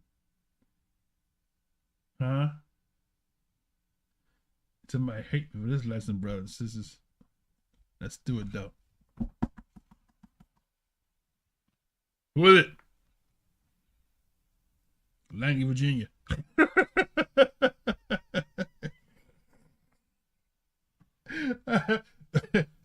telling the truth. He telling too much truth. We can't have him telling that truth, right? All right. Ooh. Where was I at? So he said this, I read the 7th can, read that part later. Okay, now. Moreover, it may easily be demonstrated that the Phoenicians extracted from Eber have formerly spoke Hebrew. Wait 1 minute. Wait 1 minute. Wait a minute.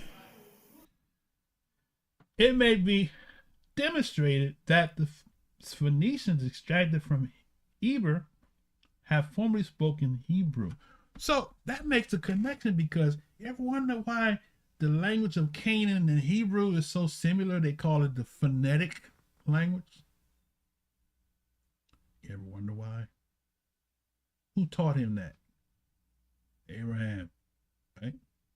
So, see the connection? All right. So he said the Phoenicians extracted from Eber have formerly spoke Hebrew, and since Arabic, for they dwelt before their removing in stony Arabia. Wait a minute, hold on a second. They did what? So they dwelt, right, before removing in stony Arabia. St. Jerome says,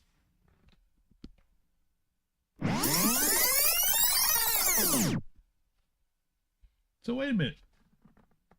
So they went from Israel to Saudi Arabia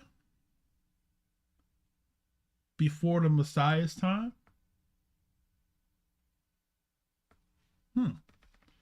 Very interesting. Okay.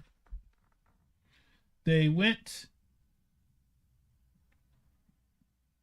where was I at here? They dwelt before their removing into stony Arabia, says Jerome. Says the Punic tongue. Oh, we got another word here. Punic tongue agrees for the most part with Hebrew. Oh, Punic, huh? Punic, Phoenician, right? Same word. Punicia, Punic Wars, right? Carthaginian, Hannibal, and the Punic Wars. Punicia, Phoenicia, Phoenicians, Eritreans, Red. All those connect to Esau, brothers and sisters. Red, right? Okay. The Punic tongue agrees with most part of the Hebrew. And St. Austin tells us that many, nay, most of the Carthaginian words are Hebrew. Wow. Huh? Elsa Ditto, the first founders of Carthage, proves this. For Elisha or Elisha with the Hebrew denotes a lamb of Yah, and Dido a lover. But who can find the least likeness between Hebrew or Arabic tongue with the Americans? Lastly, since the Phoenicians acknowledged Esau for a father,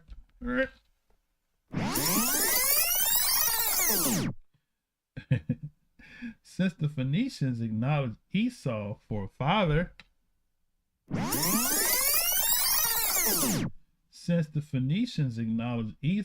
a father, what then concerns the Americas? The curse of Canaan. Yeah. Since they are no more extracted from Canaan than the Phoenicians, thus such concerning the Phoenicians. Other words, the 1619 project. It shall come in that day that the Gentiles shall say, our fathers have inherited lies. You lied and told that the Negroes was cursed to be servants because they came from Canaan. But this writer is telling you that no, they came from Shem. So how is it that the curse of Canaan applies? Well, I'm going to tell you how it applies. Deuteronomy 28. When Israel married into the cursed Canaanite family, they inherited through disobedience the Canaanite curse, which was what? Servitude. Right? So although Esau, the Native American Indians, end up being overran by, as he said in his book, by the sons of Tubal, Japheth, the Spaniards, who conquered the Israelites and the Edomites that were in Spain at the same time, because you had Edomites and Israelites in Spain too. Moabites was there too, right? Moors, right? So you had all these people that from the same stock, as we read in Psalms 83, now are being conquered by Japheth's son Tubal the Spanish. That's you have your Spain and Portuguese slave trade. Oh man. Huh? So let's go back here. So he said the Phoenicians acknowledged Esau for a father. What then concerns America is that the curse of Canaan, since they are no more extracted from Canaan than the Phoenicians. Thus, much concerning the Phoenicians. Some of the Americans derive the Americans from who? The Jews. Wait a minute.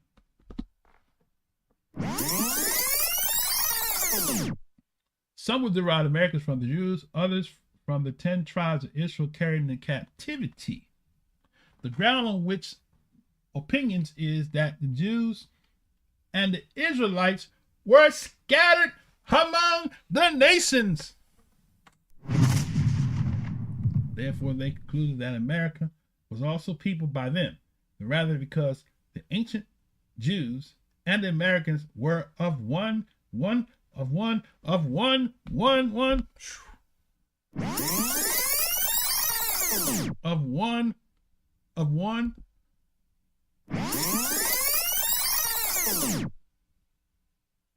complexion.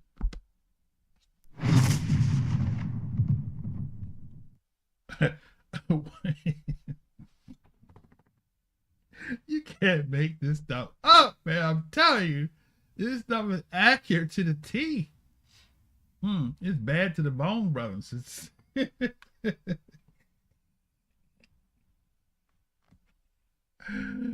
oh, this is some good stuff here, brother. If I might say so myself, this is some good stuff. Woo! Fire, man. Fire, fire, fire.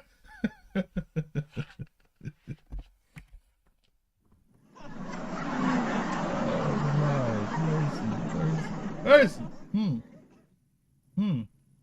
a minute. There's more here. Okay. And I'm gonna close because I got a whole lot more from I might do a part 3. I don't know. Who knows? Maybe we'll see. We'll see what the most I put on my heart to continue, I'll continue with it. Okay. If not, I'll do something else. Okay. Because there's so much more. So much more. It's so much more. I'm just touching. I'm just getting started. I'm not even finished with this book here. Okay. Now. Let's see. So, let's read this paragraph again here. It says, some would derive America from the Jews, others from the 10 tribes of Israel carried into captivity. So the Jews, so when you say Jews, I think what he means is Hebrew, because see, here's the thing is that all Jews are not the 12 tribes, because he makes it distinguish. He says Jews, right?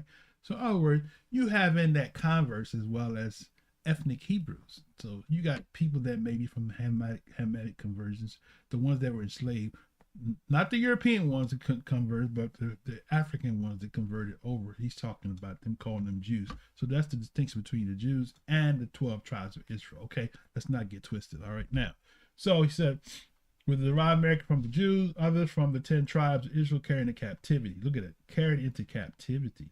How did America become derived from? Y'all just see what he just said? Some derived. This is in the 1600s. He's writing this now. He's not writing this in vocab alone. He's not writing this in 1890. 1670, brother. He said black people didn't come into the knowledge that didn't start teaching that they were Israelites until the late 1800s. That's a weak argument. We're reading in 1670. This man is saying this right here. All right, look. So he said, some say the 10 tribes of Israel carried into captivity. Some say the Americans are derived from the 10 tribes of Israel carried into captivity. How would you get that? And if you know the people that was carried into, didn't say they just immigrated, didn't say they just scattered. He said carried into captivity. Woo! Man, oh man alive, carried into captivity. Man. There's a difference between immigrating and getting a visa or moving from one place to the next, migrating, or being carried captivity, as it says in Deuteronomy 28, and other prophecies pertaining to Israel, Luke 21:24. Okay, now, so he says that carried into captivity, the ground of which opinions is that the Jews and Israelites were scattered throughout all nations. Therefore, they conclude that America was also peopled by them, the rather because of the ancient Jews and Americans were of one complexion, and went alike habited, both going without shoes, only wearing sandals and upper coats to a shorter linen vest. Both are humble, quick to be apprehension, and obliging, yet valiant. But it is certain they cannot be like the Jews, because the Americans change their habit according as they live in cold or hot countries, and go not in the least like one another. Father Emmanuel relates that he saw the Brazilian not only stoutly make his part good against 3 Portugal soldiers, but had not been by mere chance worsted them. Lastly, what ceremonies and religious rites are observed by Americans which are used in Judaism? The Jews indeed have transplanted their circumcision amongst different Eastern people, and they only forgot the first ceremony and signal badge of their religion in America. Oh, look at that. That's some stuff right there, brother. So you become a Christian in America. But go ahead. Which yet not only they, but those Mohammedans and other sectaries punctually observe.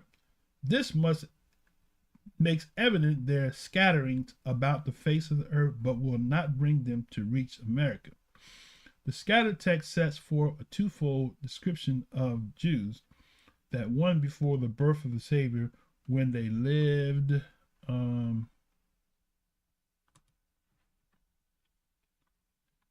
as strangers in Pontus, Galatia, Cappadocia, Asia, and Bithynia.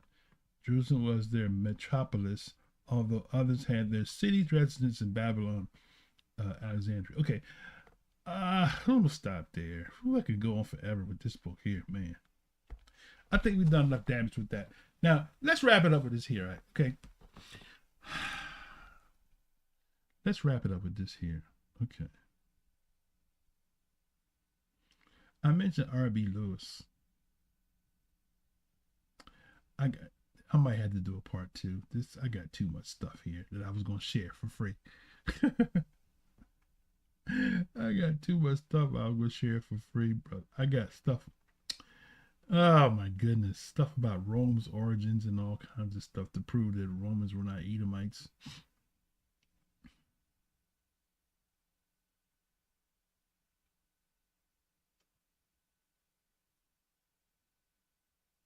Okay, let's do this here. Okay,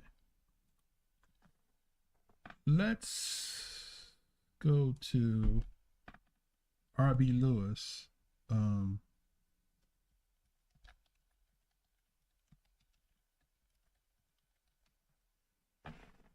Let's go to R.B. Lewis, Robert Benjamin Lewis. Okay, and let's see what page on. So I'm going to show you here. This is the book Light and Truth. This is the book that Nathaniel, Bishop Nathaniel of IUIC always quotes from. Okay, But the book title tells it all. It says Light and Truth Collection from the Bible and Ancient and Modern History. Universal history of the colored and the Indian race, he says, the Indian race from the creation of the world to the present time. So now, when you see that, you see he's telling you the history of the colored and Indian race. Why distinguish the two apart? The colored and Indian race? Why? Okay. So we're going to go to page, let's see.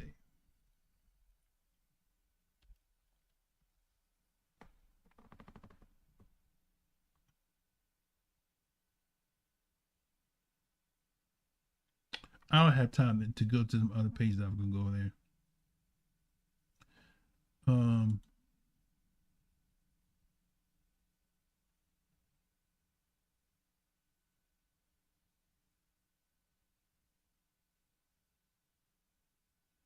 I don't have time to go into this whole thing.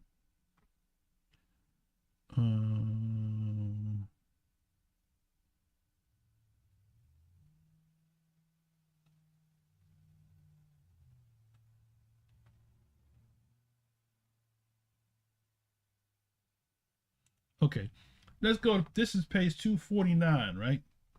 Page 249. So here's the reference, and this actually should link the page that you need, 248. So we'll wrap it up with this here.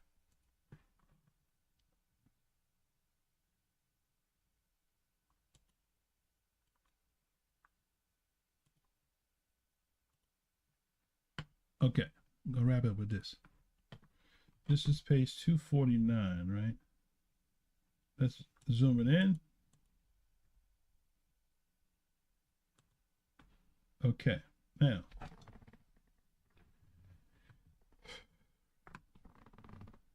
I'll read this whole paragraph here, okay? But the part I want to read is here. I don't want to go straight to it. The African Jews, it may be asked, how came they Jews? Josephus informs us the nation and name of Africa were derived from Abraham by Keturah, by whom he had 6 sons, men of courage and sagacious minds. Now Abraham, the Jew, of course we know he wasn't a Jew, but I think he's saying Hebrew. When they use that word Jew, a lot of times they're using that word Jew wrong, the writers, because it basically means Hebrew. So you learn something today, right? So a lot of times when you see the word Jew, they're talking about Hebrew. They're saying, they're not referring to the tribe of Judah, as we constantly try to share with people.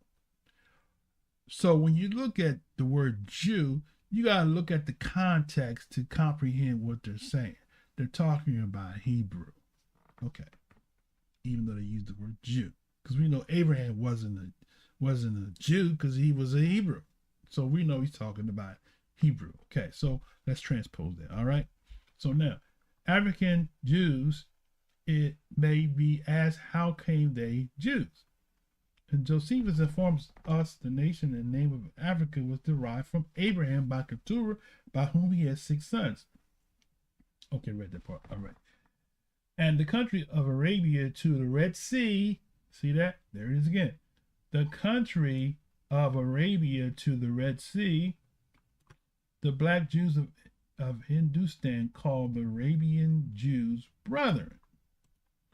So remember we just told you that Esau was pushed to the Arabian stone region. Okay, this is what he's saying. He's confirming, right? So the African Arabian he said the Jews of Hindustan called the Arabian Jews brethren. Are not you as children of Ethiopia and Tamil children of Israel, says Yah? Have not I brought Israel out of the land of Egypt, and the Philistines, Ethiopians from Captor, and Syrians from Kin Hamuz? Okay, now, the claim of posterity, it is natural and scriptural that the posterity of great men be called after their father, down to the latest generation. The Hebrews are called after Eber, their great father, from whom all the Hebrews descended. The Israelites are called after their great father, Israel. The Jews are descended from Judah, their great father, and are called after him in Africa and Asia, right? And the Edomites, or Indians, are descendants from Edom or Esau, and are called after their great father. All Christians are the children of Christ Jesus by faith, and therefore should be called after him, right? Now, look at what he said here. He says, Edom or Indians, right here, are descended from Edom or Esau, and are called after their great father.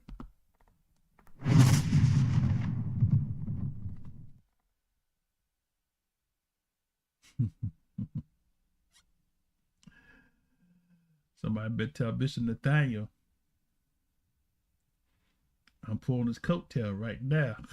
Because you read out of the book and you don't go all the way in the book and get everything out of that you're supposed to get. Okay, R.B. Lewis was claiming Indian heritage, a Negro Indian at that, connecting the Negroes to the native people that he said are Edomites.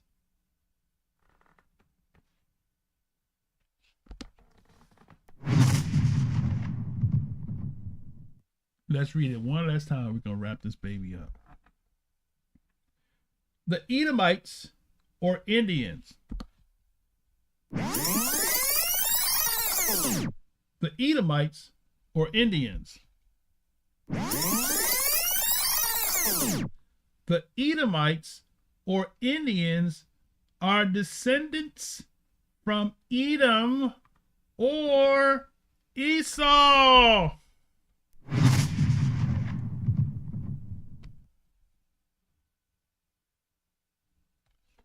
Man, oh man. That's what I wanted. Close the door. I haven't got to the main course yet. But we can see that it's not looking favorable for Esau being the white man after this lesson here. Maybe I'll call the next session. We would call it Esau amplified, decoded, and exploded. Maybe I call it that, right? Esau amplified, decoded, and exploded. Okay, see what I can remember that for next week.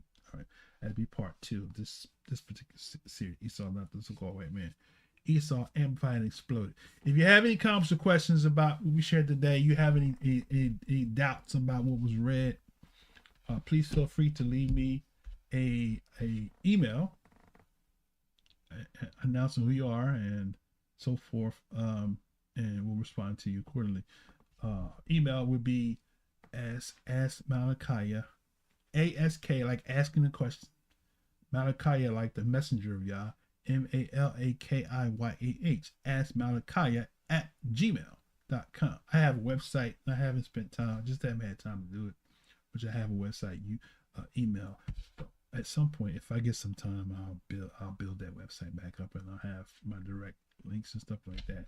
And I'll be able to also put videos that I can't. I know Donald Trump president now, he's talking about removing all these free speech, so maybe we'll be able to do it all here. Time will tell, right? Okay, all right. With that said, brothers and sisters, I'm gonna read your comments offline because I'm well beyond my time. It's almost 1 o'clock, and I wanted to try to get all this in one session, but just can't do it. So pray for you all, get us some out, we share it, and so we'll see you all again at the same time next Shabbat.